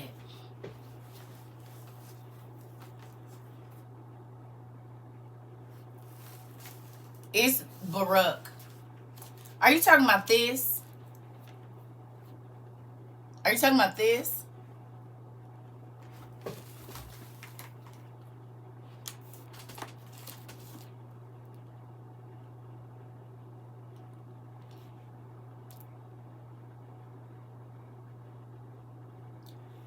That kill instead of going into...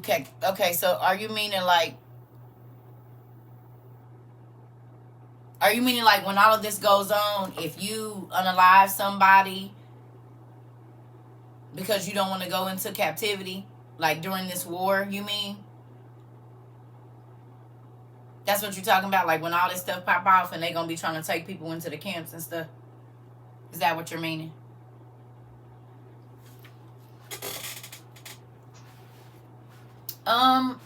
So God's thoughts are not our thoughts. And at war, there's going to be casualties. And God said a war is coming. In that time, I think there are going to be things that are different. Because not just that, but our ancestors. Yeah, because this is the thing. God allowed folks to go into captivity because they wouldn't listen to him. The only reason that the Africans and the people of ancient Mesopotamia had to go into slavery, and black people, I hate to say it, they haven't changed, nephew. We call ourselves gods right now. We worship the creations more than the creators. The creator, excuse me. We glorify our gold, our diamonds in our mouth, our shoes. We glorify the created things more, and then start to be prideful and call ourselves gods and goddesses and kings and queens, and we acting like peasants for real. In God's eyes, we don't act nothing like royalty. Because royalty don't have to be pompous because they know they in charge. So they can be laid back. And the reason that the earth had to be flooded and that people had to be killed before and unalived, and he flooded this bad baby out, is because folks start talking about what they do, and they the reason I'm the reason I got everything I got. Oh, no. I know, nephew. This might be for somebody else today. You asked the question and it's right on time, because this is the thing. Black folks was the rulers. They was the beginning of everything. But then look how they built high places and worshiped idols and people. Well, ain't nothing changed. We got American Idol. We got UK Idol. We got this idol. And every continent got an idol. China Idol. All of it. We're still making icons and idols. And God said, y'all keep worshiping the creations more than the creator. And so then he allowed folks to go into slavery. We started erecting big tall buildings of ourselves, and so God would say, well, since you want to worship man, I'm gonna make you be controlled by a man, since you don't want to just be controlled by me.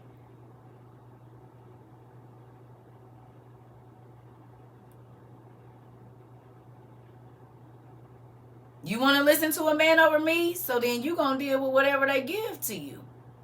And they gonna beat your daughters and take your daughters and kill your sons, and you gonna be taken into strange lands where you gotta eat stuff that you wouldn't even think about eating. Y'all used to be the richest, and now you're not.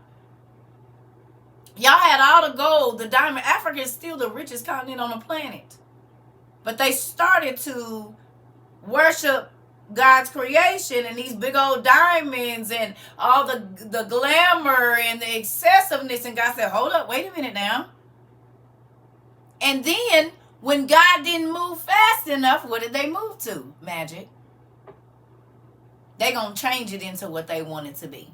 That's why magic is witchcraft, because you call yourself changing God's plan when you use it. What about those that do that with preachers, baby? That's why we over here outside. And I tell everybody, when I first came in here, people was like, you my pastor, you my leader. I said, I'm not nobody's leader. We just walking this side by side, honey. I'm looking down the road at all of y'all like this. We walking side by side. I'm not nobody's leader. I'm the dean of this little university. We trying to get up off the ground, but I'm not nobody's leader. God is your leader. I am a usher into your seat so you can come hear my daddy speak. This ain't about me. And that's why I be saying, people will listen to their pastor and their organization over what God got to say to them. And they be mad when you don't let religion control you, because you got relationship and you hear God's voice for yourself and you know how to speak to him and get an answer from God for yourself. I don't got to go through your fake preacher that don't even read his Bible and trying to screw every single woman that he can. Get out of my face, nigga. We see the spirit of lust all over you. And you try to act like it ain't there. At least I be honest. Like, I mean, I ain't gonna sleep with nobody man or nothing like that. But baby, if he's a free tree, he's a free tree. I tell y'all my truth so that y'all can understand. I'm walking this out every day. I'm not perfect. And I might fall. I might not. I have my days. But I'm going to be right here learning with y'all. The reason they be so embarrassed is because they be living a lie. I get on here and be myself.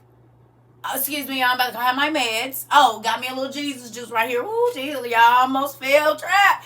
God had to put the CB on me because I was...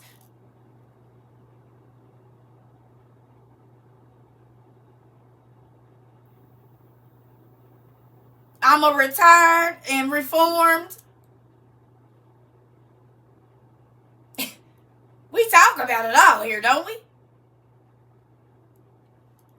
Sure.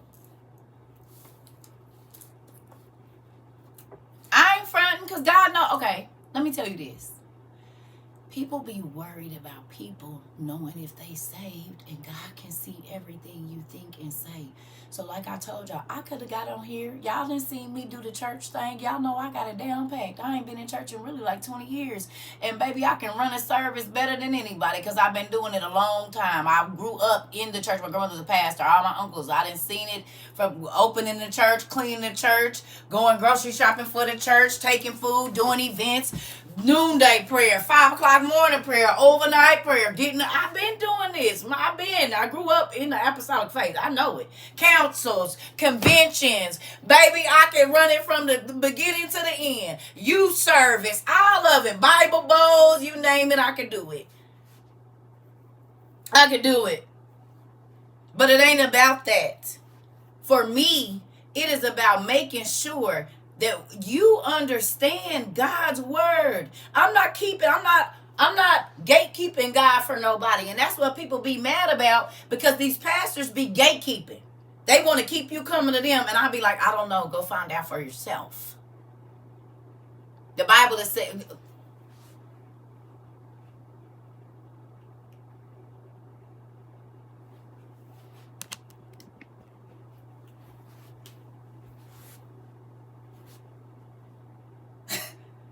seeking, you shall find. I'm just dropping seeds. You gonna grow these plants your damn self. You gonna water it. You gonna keep the sunlight off of it and keep the bugs. I'm just digging the hole and putting the seed in there. That's it. It's on you what you go get from God. And it's a lot of people that want, oh, honey, my pastor say this, and what do God say? You won't ever hear what God say out their mouth. It's always my pastor said.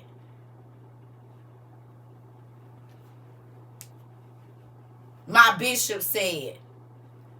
And I say, well, what did God say? Did you hear what I said? I said, yeah. And I said, what? You tell me what a man said, but what God say about it? Did you go to God, or did you just go to your pastor and you left it there? Because what people don't realize is it's supposed to be this way. You have your relationship with God. You go into your prayer closet, your war room. You ask God a question. He gives you something here. If you do have to go to your pastor or a minister, they should be confirming what God said, because God's spirit don't work against each other. It's all one spirit. So he will use them to confirm whatever it is that he told you. Period. That's how it's supposed to be. But what people do now is they go to their pastor before they ever go to prayer and ask God anything. So they have now taken their bishops, pastors, apostles, and put them in God's place, and they go to God after. God said, come to me first with your problems.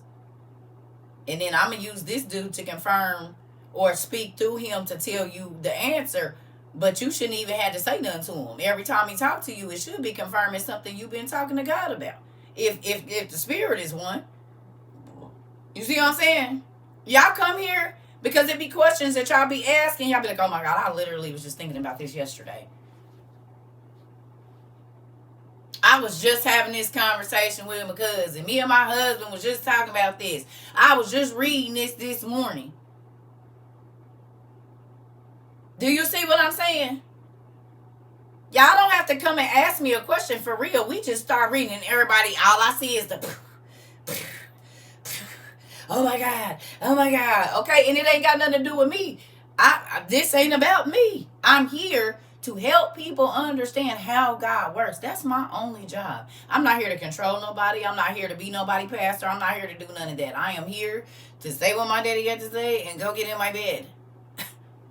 That's what I'm here to do. Eat my food, and I don't have time. Learn what else. My life is happier with a God. And that's why I understand how all these saved people be so angry, because God, when you really let God be in your life and you just don't have religion, you have joy every day, no matter what's going on in your life. It ain't that y'all ain't been through hell since y'all been here. It's been a lot. We have had people lose their children, lose their grandchildren. But guess what? They still, even on their sad days, can come in here and get some help, baby. They come in here and get filled up, and they feel strong like they can go another day. Lost their jobs. People done got divorced. It's all kinds of stuff that didn't happen in here. People done got diagnosed with cancer. All kinds of stuff. Lost their sight. Can't walk. You name it. Lost their cars. Been homeless. I mean, it's...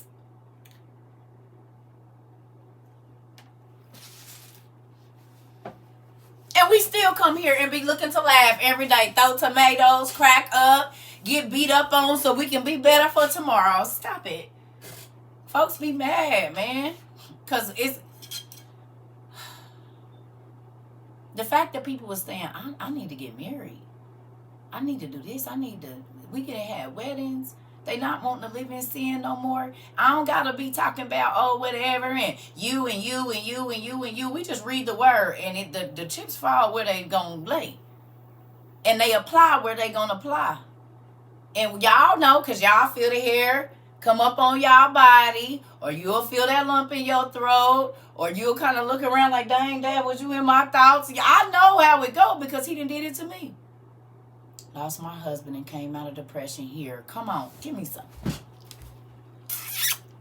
That's for your forehead, pumpkin.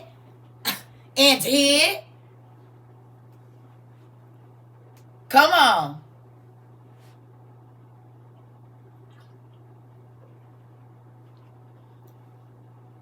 It's like I said, it's people that have been able to release their deepest, darkest secrets right here in this classroom, and they are lighter because of it. They feel free. They've been walking around with these secrets for 20, 30, 40, 50 years. Stuff happened to them when they was babies. They never told their spouse, never told their best friend. Thank you, Jesus. Never told their pastor, never told a soul, not even a therapist. And they release it right here on this internet in this class. Because guess what? They get support here. And they find out that the devil uses the same tricks for everybody. So we don't got to fake in front over here. We don't got to act like we always been. No, we was the worst of the worst people in God. That's why we go so hard. Because he could have left us over there in who we used to be. But he changed. Oh, thank you. I feel the power of God. Thank you, Jesus. He changed us. He loved us enough. He didn't browbeat us. He don't make us be here. We come here because we want to be here. We come here because we want to learn. We come here because we want to be better. He's been so good to us. Why wouldn't we? Even when we don't deserve it, he be good. So whatever y'all fake Christianity is, we ain't trying to push people away. We want people to experience how good our daddy is. Y'all constantly trying to push somebody away from God like y'all got a monopoly on him or something.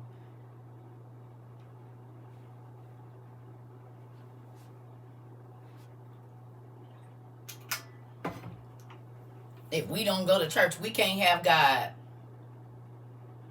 He said, forsake not to assemble yourselves. He didn't say in the tabernacle.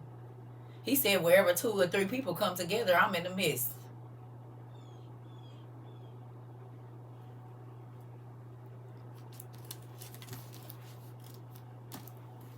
It's more than 2 or 3 of us here every day. For almost 2 years straight.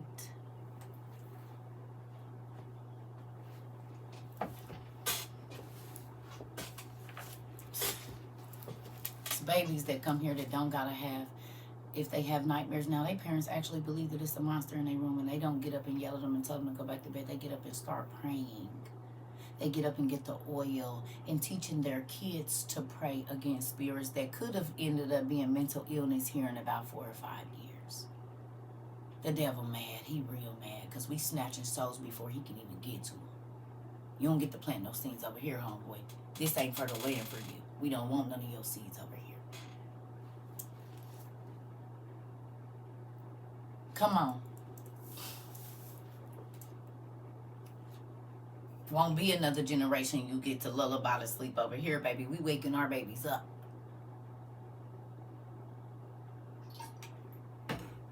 Equipping them with the full armor of God for real. Telling them these stories so when the people come to them,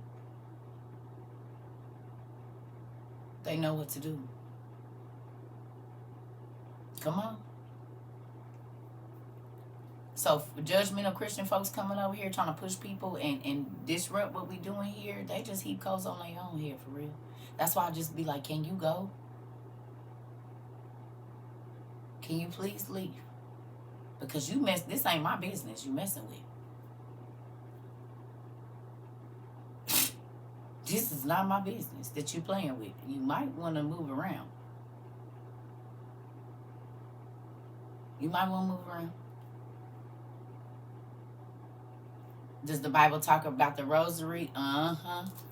It talk about wearing amulets and pendants and magic charms that's used for divination. Because ain't no necklace going to protect you. That's called an amulet. It does. It talks about using things of divination, and that's a divination tool, that cross. When you kiss it like that, and for protection, it just became a magical amulet. Our breath speaks his name. Come on. Come on. Come on. Yeah, that's an amulet. They sure do. It talks about items of divination. You might not want to be having that. It's okay to wear it, but not say that that protects you.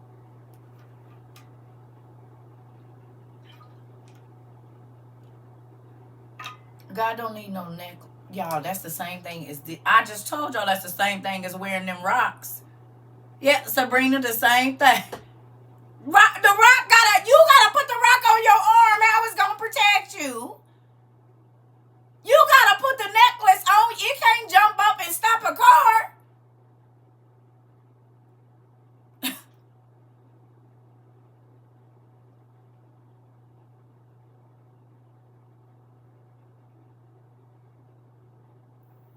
It can't make your heart beat again. Holy water is now now listen. God said you use oil or the holy water representative of his blood where he is, and wherever the blood is, death can't come there. He never said put no necklace on your neck or wear no bracelet on your arm for protection. He told you the blood will protect you from death. And since he don't want us killing folks and killing animals anymore, he said use the oil in representation of my blood. So wherever and this is why I put oil over my doorposts. I put oil over my windows, and I put I put oil on the bedpost of my kid's bed, because evil spirits, you can't stay around here. When this is here, you gotta go. And that's all we need, because when God shed his blood, it covered us from the enemy. You see what I'm saying? All that other stuff is extra. He said all you need, that's why he don't kill us, because the blood of Jesus covers our sins. You know, like an eye for an eye. It was supposed to be an eye for an eye, but because God covered, he saw that blood, he see that blood, so it ain't eye for an eye now.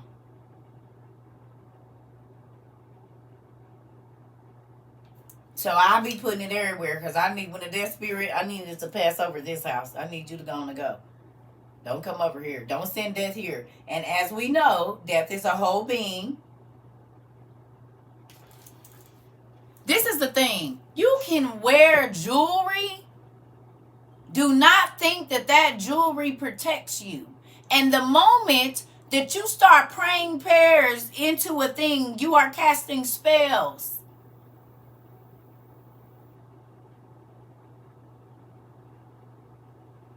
What do witches do when they're going to enchant something?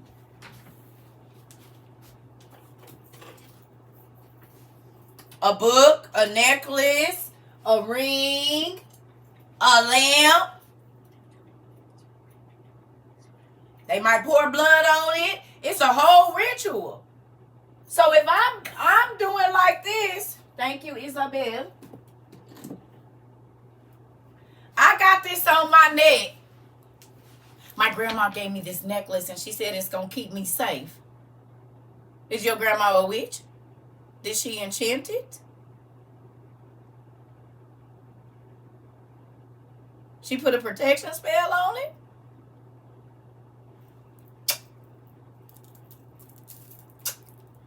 This is an amulet. It's a magical thing.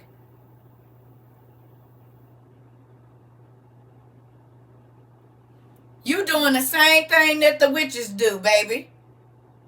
But I told y'all, okay, let's just do it.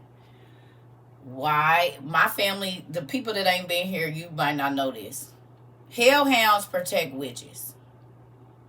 Most Catholic churches and Presbyterian churches have hellhounds or some type of gargoyles. Gargoyles and hellhounds protect witches. Why are they always on top of a Catholic church or a big Presbyterian church? Because that's what they're there for, to protect witches.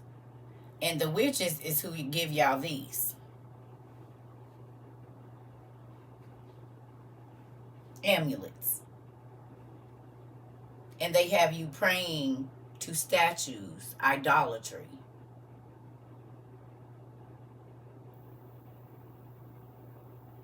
None of them statues is supposed to be in the Catholic Church. No statues of Mary, Joseph, nobody. Those are graven images. So they have y'all praying to candles and praying to statues with the saints' names on them. And the only person you're supposed to pray to is God through Jesus.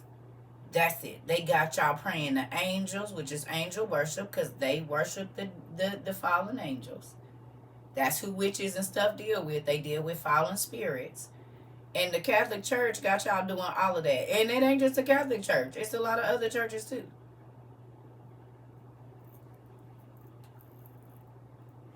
But if you don't know the word, because this person is up in the pulpit in a thing, then you think, oh, this is what we're supposed to do. But you don't even know they got you doing witchcraft. That's why he said the synagogues of Satan. Now y'all understand the synagogues of Satan? It's the church, but it's the church of the devil. And because you don't know the symbols and you don't know the signs and they tell you to stay away from it, then you don't know that the witches is running your church. You don't know that they got you on a spell. That's why some keep telling you to leave, but you can't leave. Because they got you in bondage. They work spells so you can't get away. You free in Jesus. Why you can't leave that church? Why, if you try to leave that church, they go talking about you church hopping, when God said, forsake not. He told us to go out into the world and get with other believers. That's witchcraft and control and manipulation. You supposed to be able to church hop. That's what communing with the other. If Paul and them only stayed in Jerusalem, no churches nowhere be nowhere.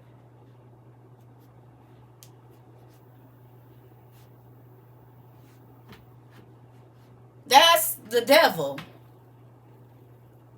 Oh, we don't associate with the Baptists. We don't associate. That's division. And he comes to steal, kill, and destroy. Divide. Y'all better listen.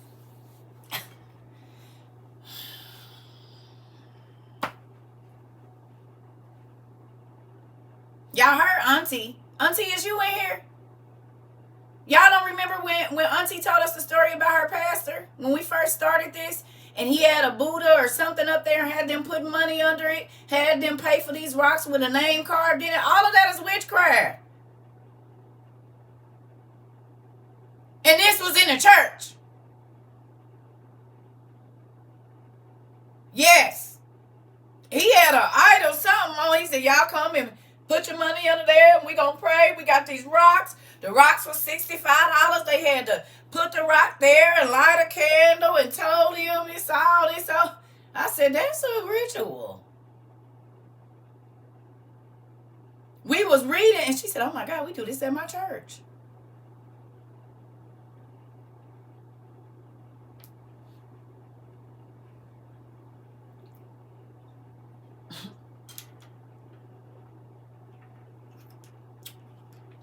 Thank you. So like I said, they be having y'all doing witchcraft and y'all don't even know. And then somebody come in like me and be like, oh yeah, they teaching it to your kids and you. Right? Right? They teaching it to your kids and you. How many symbols and stuff have we went through and y'all see them in y'all church all the time? This a kid's book. They'll tell you don't come over here and listen to me. But this is a whole real magic book that they got in your kids' school right now. Right now at Scholastic, they have these at the fair, and all of those have to do with magic. They got a wand book. They tell your baby how to go get a familiar spirit, how to call spirits to your yard, imps, fairies. Teach them how to make the fairy garden and everything. And if you haven't watched it, our niece Day put us on. It's a book, a movie called The Invisible City. Watch and see what they do with that little girl and see if this ain't why they be giving it to your kids. Who watched Invisible City? Well, how did that little girl know how to call that spirit to her?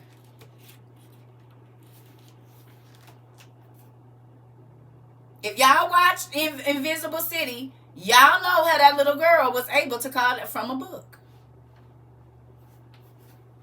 She read the book and went and got in the cabinet and got all the ingredients to do an incantation spell.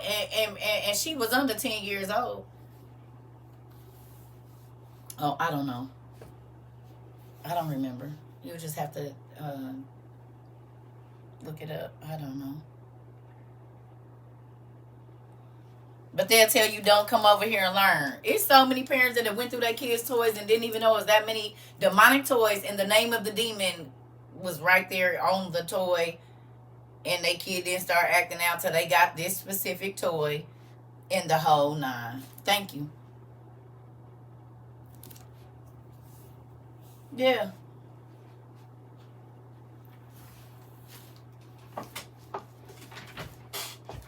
But she ain't saved. Well, the kids is. They getting saved from the devil. They getting saved from being tormented at night. And their parents actually believe them when they say it's a monster in their room.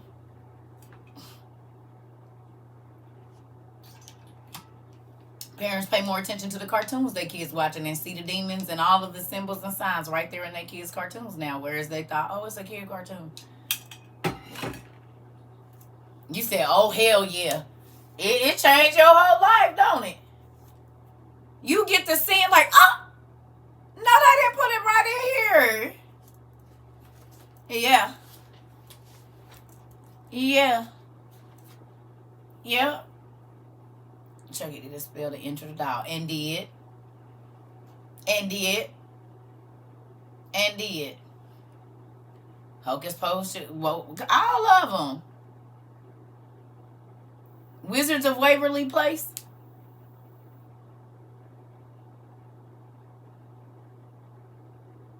Ant Farm. What did they do there at the Ant Farm? And they had the kids in the laboratory and they was doing what? I know, girl. Mine too. I used to watch it with my kids. I ain't gonna lie. Sabrina the Teenage Witch. Buffy the Vampire Slayer.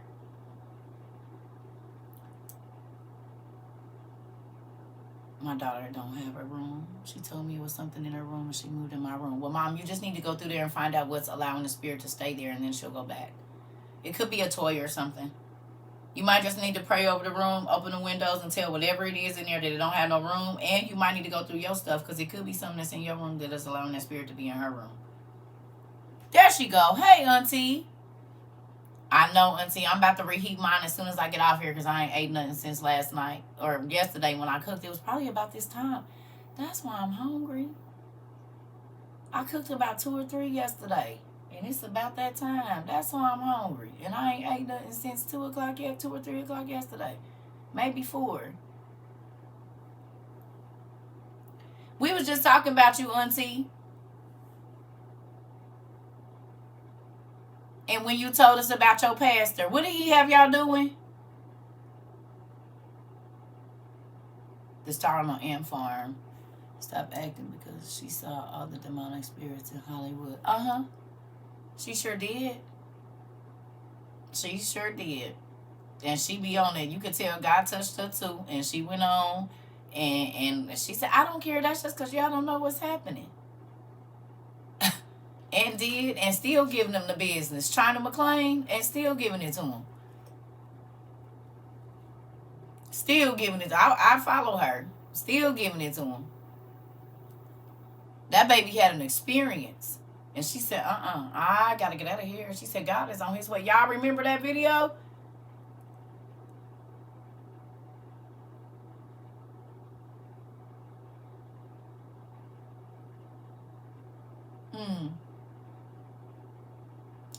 Wait. Ooh. My friend's pastor selling stones for $450 so they could be prosperous. Auntie! It's another one. It's another pastor selling them bewitched rocks. Praying to God using a golden prayer. Look, Auntie said they pastor, hold on. Had them praying to God using golden painted rocks, praying to idols and burning candles. And did.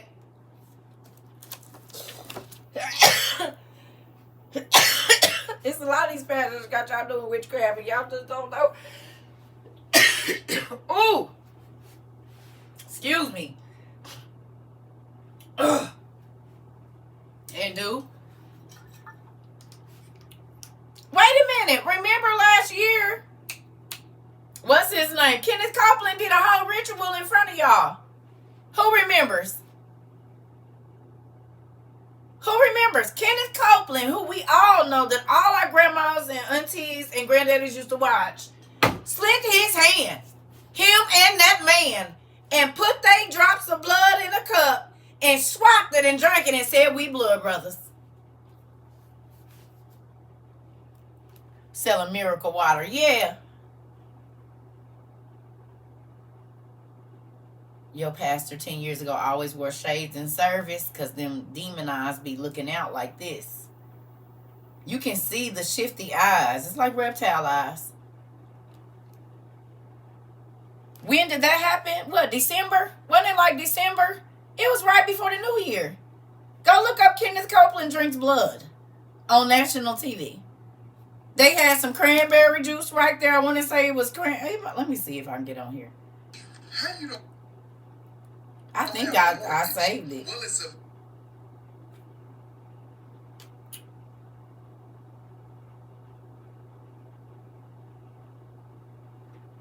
Boom. COVID-19.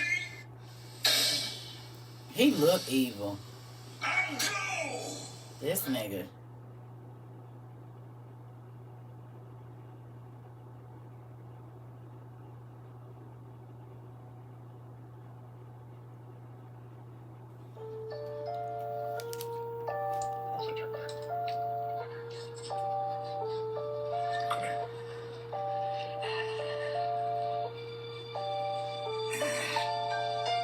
That's the cutting. Okay.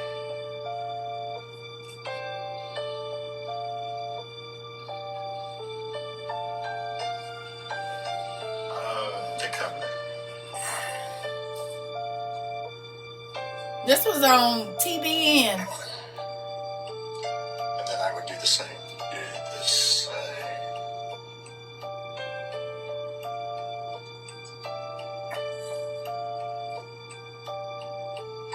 This Kenneth Copeland. Jesus said, take this cup.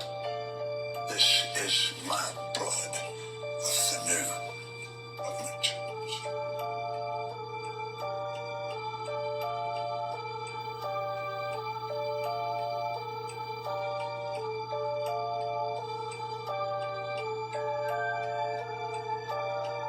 This was last like December. And they gonna drink it too. They pour both of their bloods in the same cup. What you see is which is mine. Now our blood symbolically has been mixed here. Now, Symbolically. at the communion table, They cut theyself. he said, this is my blood of the new covenant. He said, this is my blood of the new covenant. That man face evil as hell. Y'all playing. Look at this. The man in the photograph, who Kenneth Copeland has his hands on, that's my grandpappy. This is where he used to live. This was his second wife. But because of this man right here,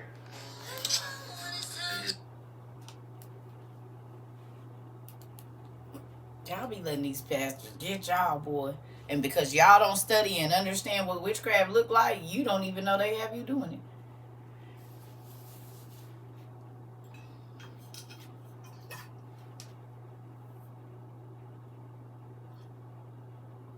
No, he cut his hand and squeezed a drop of blood, him and that other pastor, and they poured it in the same cup and he drank it. On TBN. Or whatever, Daystar, wherever they at. That was last year, like right before Christmas.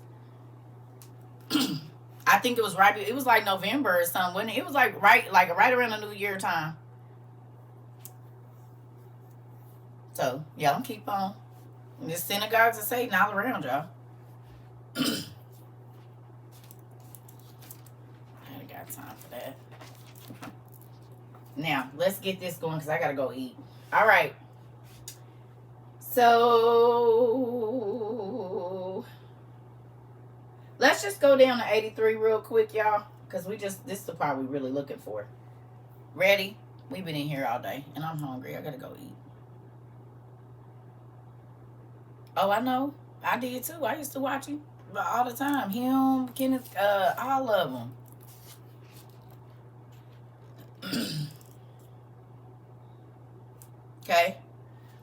We back where we was at yesterday until we about to read about them sins standing up behind you in the teleprompters.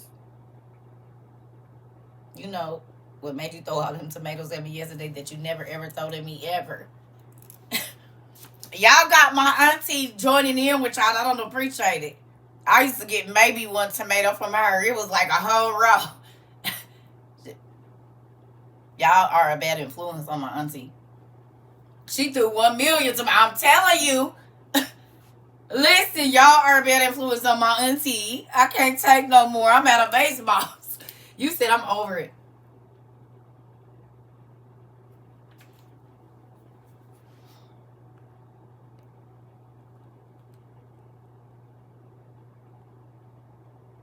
Kinda. But that's them kind of showing you just to get rid of it. Some things are representative of, but you don't do too much of that. They used to tell us that too. Turn around, throw it over your shoulder, say you're spinning out of it, and all that old mess. Got my auntie throwing tomatoes and stuff at me. America has been infiltrated. Yep, we know. They've been here for a while now. Thank you, Sir Hawthorne. I appreciate you. Come on, let's get this out now. Is everybody ready to find out about your business? Because I'm going to know y'all business. Y'all, oh God, y'all going to know my business too. She was throwing auntie, you was throwing baseballs at me.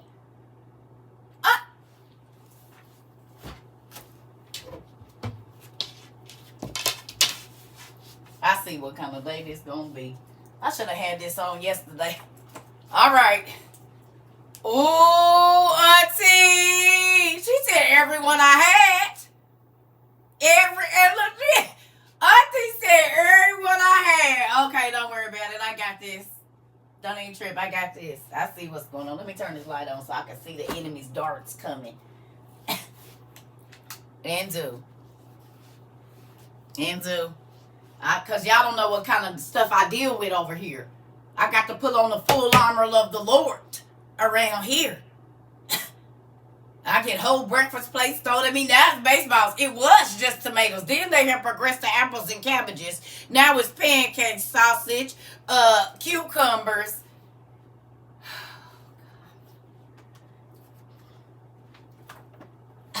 And baseballs. I think I'm gonna have to go find me. You was beating me down with this. Auntie, I know. It's okay. That's why I got this good old shield here for all of the people, listen, that be trying to throw stuff back at me. I'm just saying what my daddy say. Prophets, all my life I had to fight. I had to fight. You hear me? I got to block the arrows of the devil, honey. You need a helmet. I'm going to give me one. Don't trip. I'm going to give you one. Don't even worry about it. I got a whole... Don't worry about it. I'm on it. I got a few ideas because I see now I'm going to have to be heavily protected being around y'all. Shoot. Let's bust this down. First, it was steak tomatoes. Dang, auntie. You woke up and chose violence? I can't believe you. You said, yes, she did. Oh, you was watching her throw baseballs at me, too. Everybody telling on you, auntie.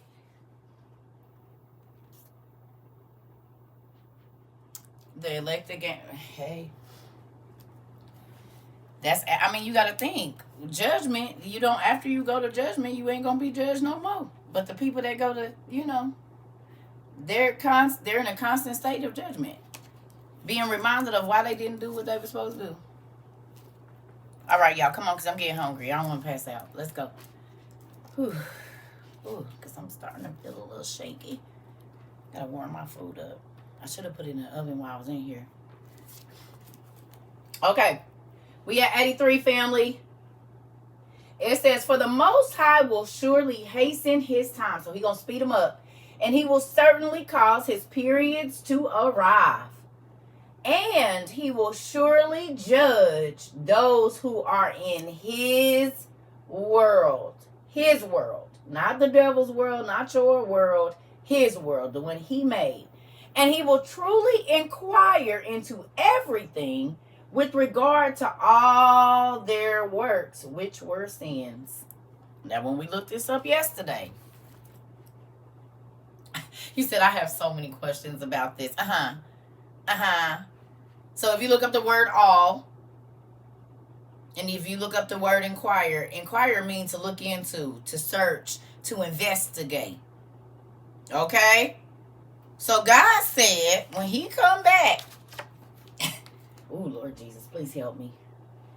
He said, okay, he will surely judge those who are in his world and will truly inquire. So he gonna investigate into everything with regard to all their works, which were sins.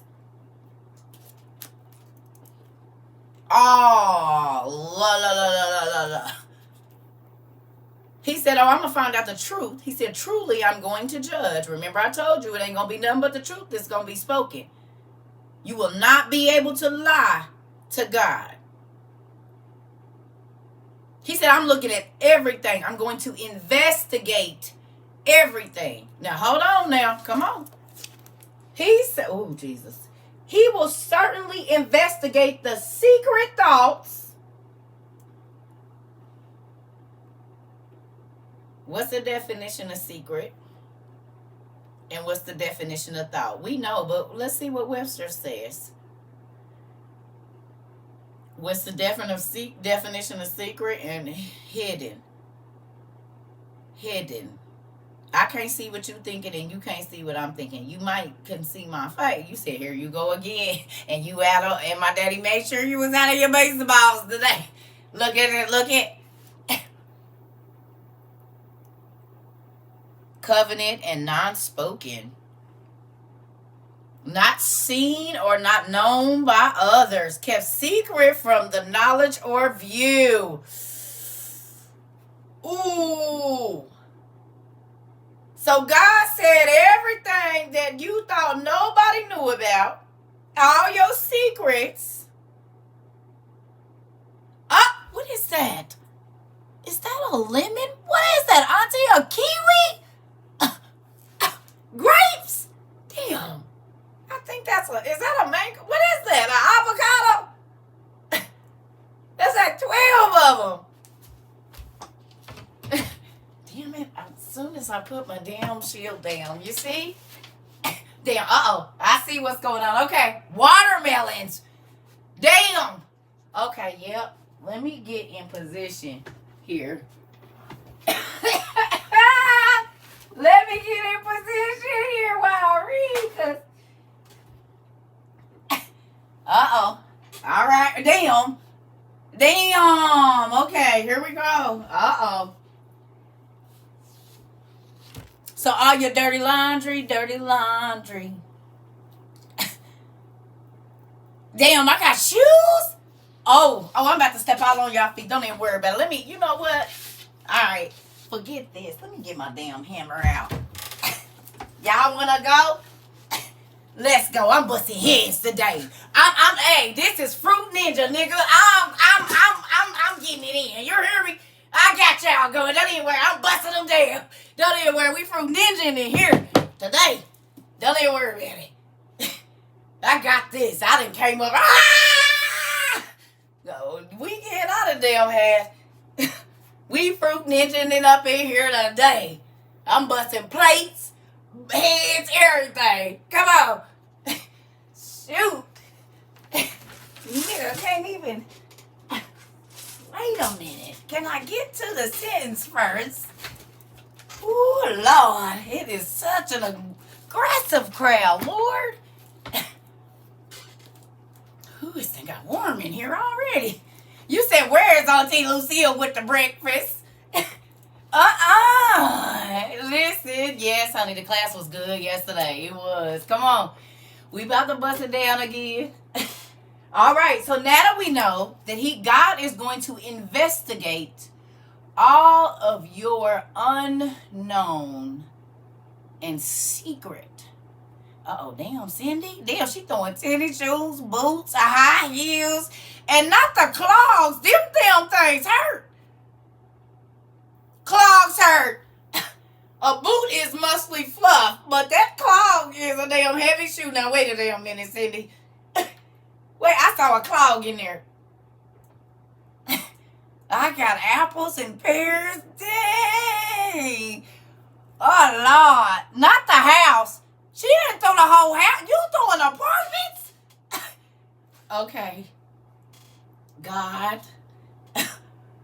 I done got the whole, ain't no sinks, no toilets. We got the whole damn house that came through this. There's 12 houses. Oh, Lord Jesus. Right. Go and get you a shield. You're going to need one over here. Listen here. You said you need a beanbag. They getting active. I'm telling you, listen.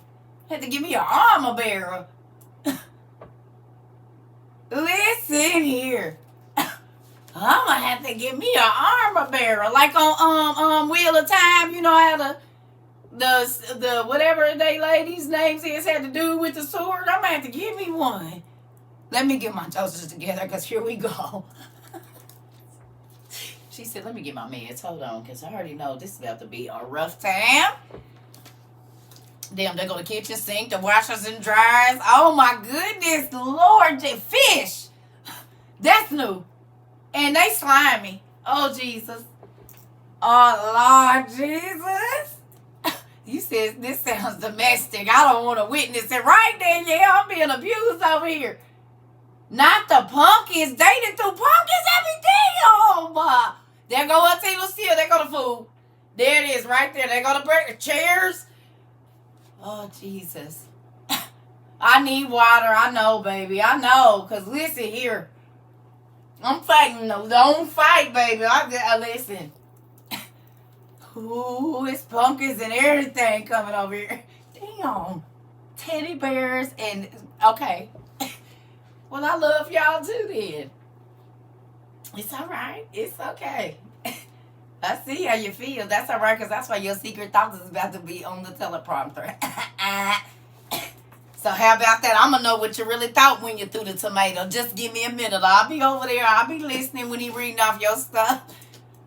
Listen. Huh? Come on. Listen here. Yeah, don't even worry about it. Now, come and get these apples. How about that? He said he gonna know all your secret thoughts. How you was lusting after the man at the candy store. And then how you was lusting after the lady at church. The hours you lied on your taxes and all the hours all the secrets that you be worried about people finding out. Guess what my daddy said? He said, and he will surely judge those who are in his world, and will truly inquire into everything with regard to all their works which were sin. He will certainly investigate the secret thoughts and everything which is lying in the inner chambers of all their members, which are sin. And he will make them manifest in the presence of everyone with blame. Did y'all get that?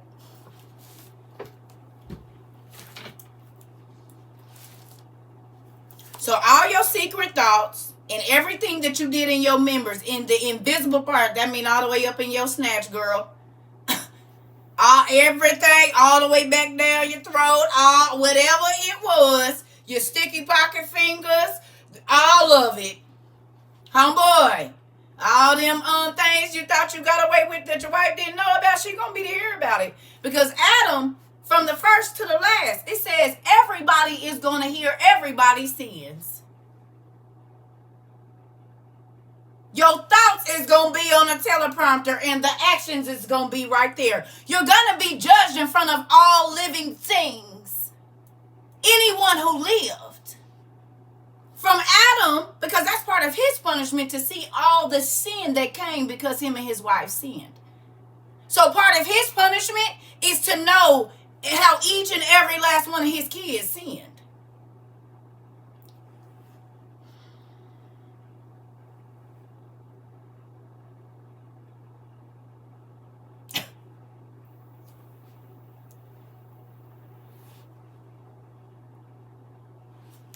know. I don't know if I want to see everyone else sins right. And they thoughts.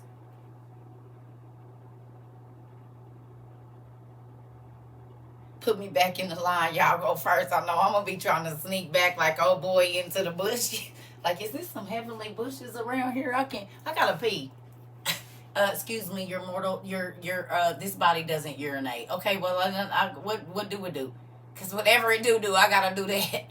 Because it ain't going to create no waste. So what do we do? Okay, because whatever it is, I need to go do that.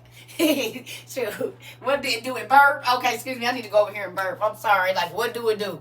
Tell me what this new body do so I can learn so I can do it. It don't need no break. Huh? You said it ain't gonna die, don't get thirsty, and don't get hungry. Huh? Huh? You said it ain't no heavenly bushes because there's nowhere to hide because God's light is there, huh? So I can't shrink down into the... What if I hide behind... he can see through him too? Okay, I don't know what I'm going to do then. I'm just going to stand right here then. I'm just going to stand right here. I don't know. Ooh, shoot. I'm just staying right over here, girl. Right, listen. Listen. Did you hear what it said? Just read it. Just right here. He said, and he will certainly investigate the secret thoughts and everything which is lying in the inner chambers of all the members which are in sin. What is your members? What is each one of our own members? What is that? What are your members? He says, so whatever sin is lying even in your muscles, I'm going to find it. If there's any muscle...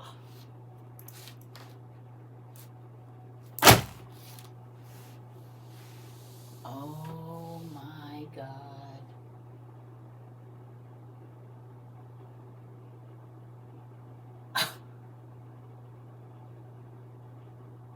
Muscle memory?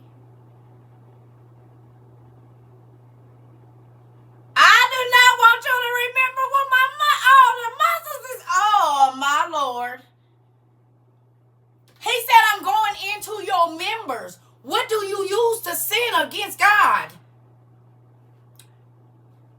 Folks that got foot fetish, y'all know what they be wanting feet done to them. Your feet have to curve around in the whole nine. Your feet are going to be able, if you did some stuff with your feet that you was not supposed to do, the memory in your muscles is going to tell on you.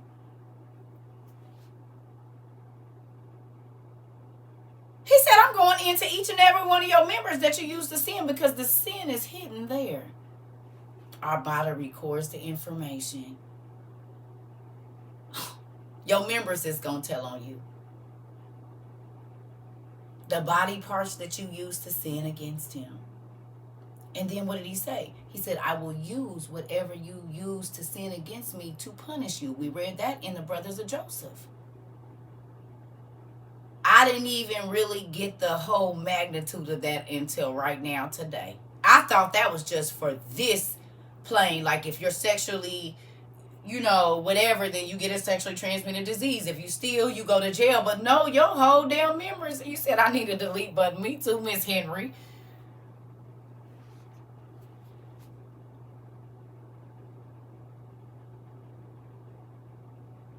You said someone called 911. Listen here. Oh, my goodness. Oh, but that ain't all. Did y'all see the last part of that? Control or delete. For real. Can we do a mass restart and just wipe all the information out? Hold on, but look what it said, though. It said, and he will make them manifest in the presence of everyone with blame. What does it mean to manifest?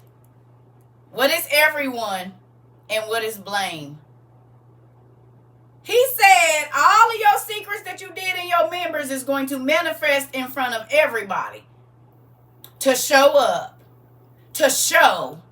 To bring forth.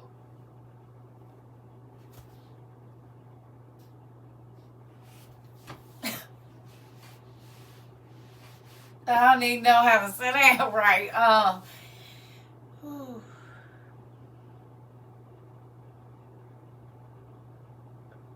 I think I got a boo-boo.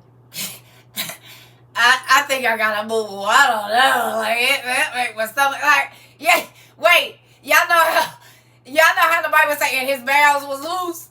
That's the moment where your bowels was loose, wasn't it? Your bowels a little loose? He said that his bowels was loosened. Yeah, them bowels good and loose, ain't they? You like, ooh, I think I feel sick. My nerves.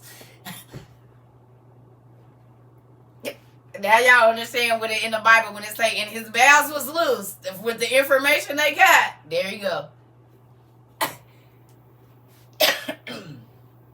Everybody like, ooh, I think I got the ass. Ooh, ooh. Listen here. They gonna know. Got me singing. Swing low, sweet chariot, Lord Jesus. Look.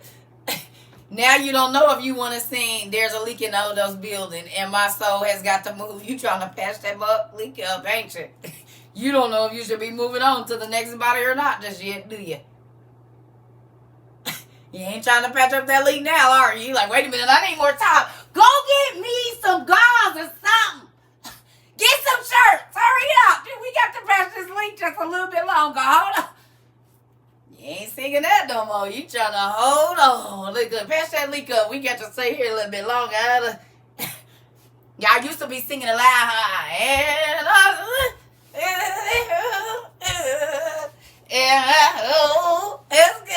Yeah, it ain't moving nowhere. You better get it right before they come and get it.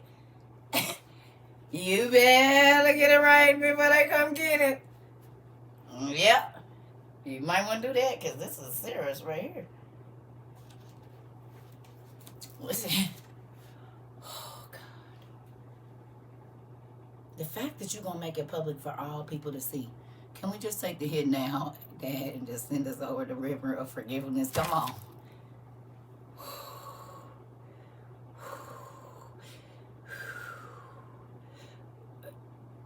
You repent, but it's still your book. The Bible tells you your book's going to be read and every man is going to give an account for his deeds done in the body. The Bible says this all the time. Y'all have heard it. You've read it. Even if you repented, you still, okay, you go to court. Even if the judge is going to throw out those charges, they have to be read in the courtroom what you being charged with. Now, whether he decides to throw it out or not, the case has to be heard.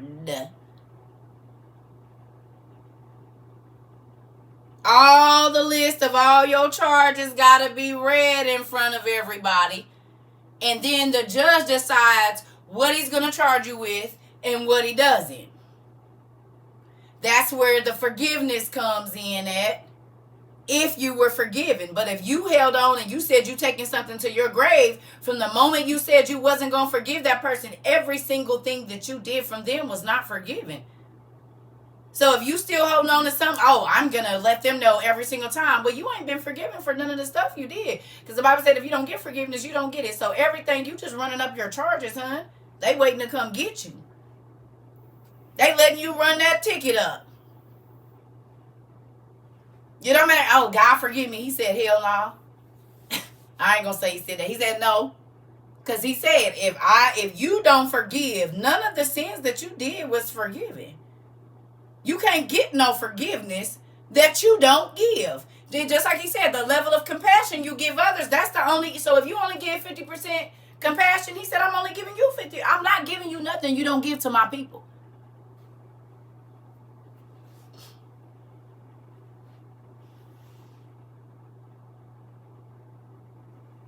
Come on. Right, girl. Now you see why I said I'm trying to run up this community service. Trying to run these community service hours up, hoping it run down the church. You know, you do so many community service, they knock your hours down. You know, you get to doing community service, they'll take days off your jail sentence and stuff. I was hoping that when I get on here for 8 hours a day, it might be running my little, my charges down. I might be able to, you know, walk out some stuff, grandma out or something. You know what I'm saying? Because goodness gracious. But works don't get you out, is it? That's the thing. So, ooh. You said I need my charger to be thrown out of court, and do. We all do.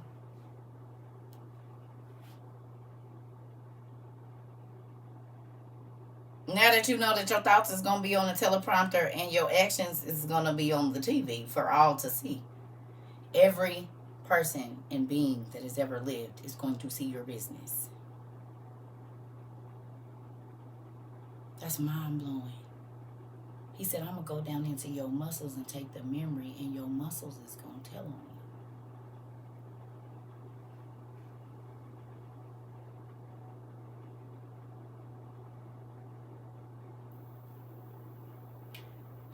God. Okay, this ain't funny, but it is. Could you imagine your orifice, your part, your part? God saying, how many partners did you have? How many wives did you have? And your stuff start talking and say, I had.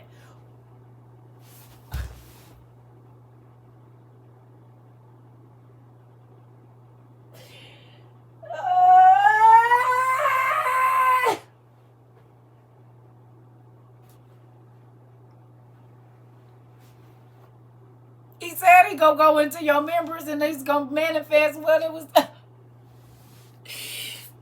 I think I need to go take a bath. Everything you've ever done is going to be on display. And you won't be able to lie because he's going to seal your mouth when you're standing in front of him, and your heart is going to speak, and you can't lie to God. So he's going to show your thought and then live for real. Your thoughts is going to be like on a teleprompter, and then it's going to be like CCTV, and then we're going to see your actions from that thought. He just said it right here. And it's going to be put on blast in front of everybody for your shame. Now, whether he throw it under the whatever or not, you was big enough and bad enough to do it so he can see it. So he said everybody else going to know too.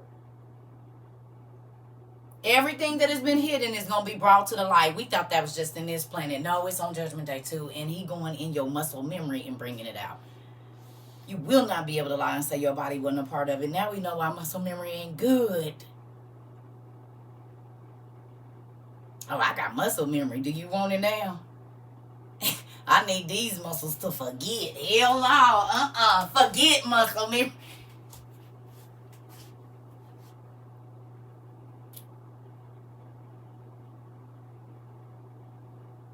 Because most times if you're using your body to sin, you're using your whole body. And all of your muscles are connected. So if you're bending, if you're touching, if you're moving, if you're opening, your whole body is...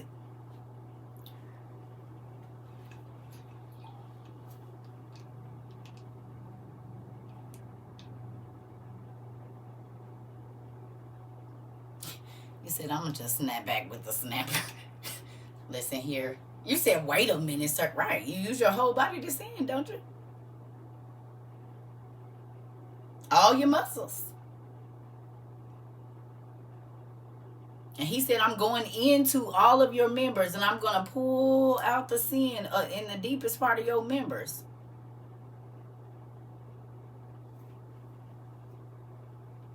Oh. Oh. Yeah, you said our Father revenge is sweet. He said, yeah, you thought you got away with it. Everybody gonna know your business. Oh, why do you have to do this? And he didn't just mean everybody that lived in your time. Everybody from Adam into the last person born will know your business. So it makes sense now that everybody's gonna have to hear it, because then you got to think the other people.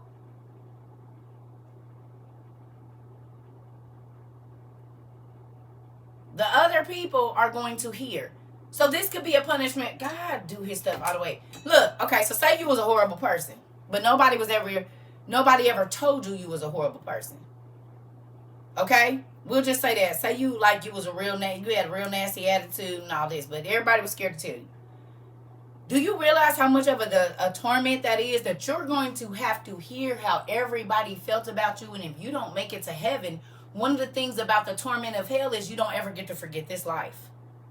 And you're going to be reminded of every time you didn't listen to God. That's going to be part of your punishment, like on the Groundhog Day thing. But it's 1,000 years is one day, and one day is 1,000 years. So, could you imagine hearing everything negative that everybody thought about you and what people thought and how they felt, and then being cast into the lake and gotta live with that. And I believe this is why God is going to let everybody hear, because everybody is going to know how you felt about them. But depending on who it is, that's going to be a punishment for them to have to feel all of that and know how people felt about you. And now you can't say nothing back. Because everybody's mouths is going to be sealed. You're just going to be able to see it and read it.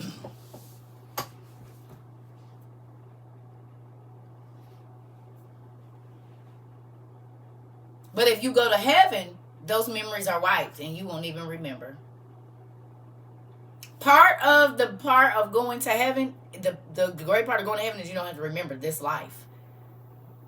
But torment, you don't never get to forget. So when people say, oh, I'll never forget, you spoke that into eternity, not me. I'm forgetting and forgiving, honey. Because that is, if I don't want to hear, and it makes me not have a good emotion here, why would I want to take that into eternity with me? Because when you say never, you're talking into eternity. After you leave your body, you ain't never going to let it go. And whatever you don't let go in this body, you got to hold on to it forever over there. I don't want no parts of that. So if it didn't make me feel good over here, why am I going to take it to my grave with me? Because what the Bible say, whatever you lay down with on this side, you stand up with it on that side. And unforgiveness, because you ain't never going to let nobody go, just sealed your door to hell, not heaven. Because unforgiveness won't be in heaven.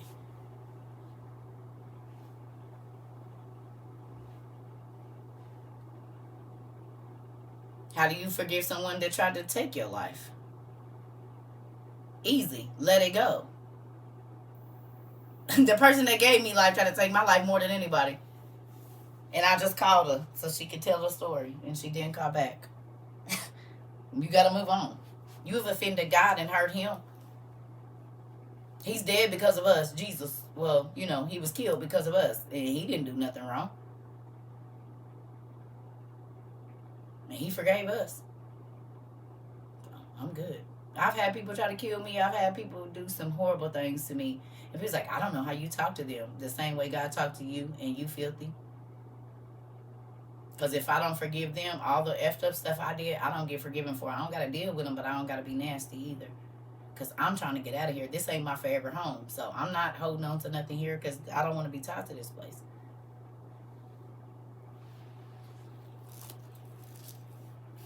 Mm-hmm. Yes. My baby daddies came and had dots on my forehead. Well, I was sitting with my baby in my arms, and my neighbor across the street said, Mija, it's a man that come. I don't even know if you've seen it. She said, you had a red dot on your forehead. It was my baby daddy. The other baby daddy came to my house to beat my head in with a bat. And I was pregnant. A whole bat. And this nigga standing a good 2 feet over me, 1.5 foot, almost 2 feet over me. And you want to beat me, my little bitty self, really, while I'm pregnant? Tried to get me fired from my job. Tried to call CPS. Oh, I done had it all happen. And I still talk to him now because you was miserable, not me. Miserable people do stuff like that. I don't got to ruin your life because karma going to get you faster than I ever could. And more detailed. So I let it go. Because God know how to tap dance on each and every person's heart and give them back what they get. You will be trying to pay them back and it'll never work. And you'll be killing yourself trying to pay a person back. I let it go and let God take care of it. I don't worry. Forgive you and move on. Damn it, we as people can be horrible. Yes, we can.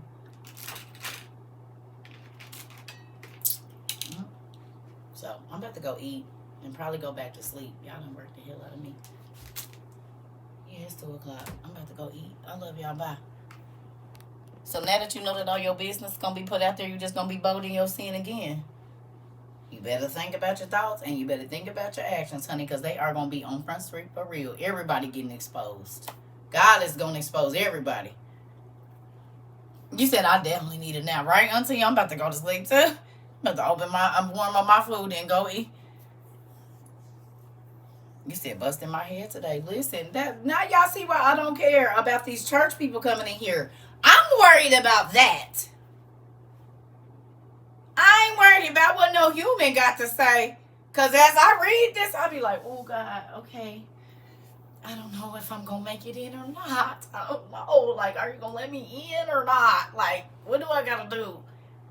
Instead of thinking I'm entitled. Because a lot of Christians walk around like they entitled to go to heaven. But God would not have said it's going to be a lot of people on the broad way and very few on the narrow way that's going to get in if it was that easy.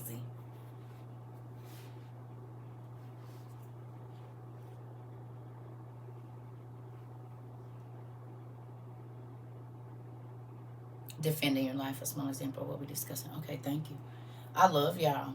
So that's why I say I don't got to fake in front for nobody. God see me. And that's the most important thing because he the one going to say go or stay. So there's that.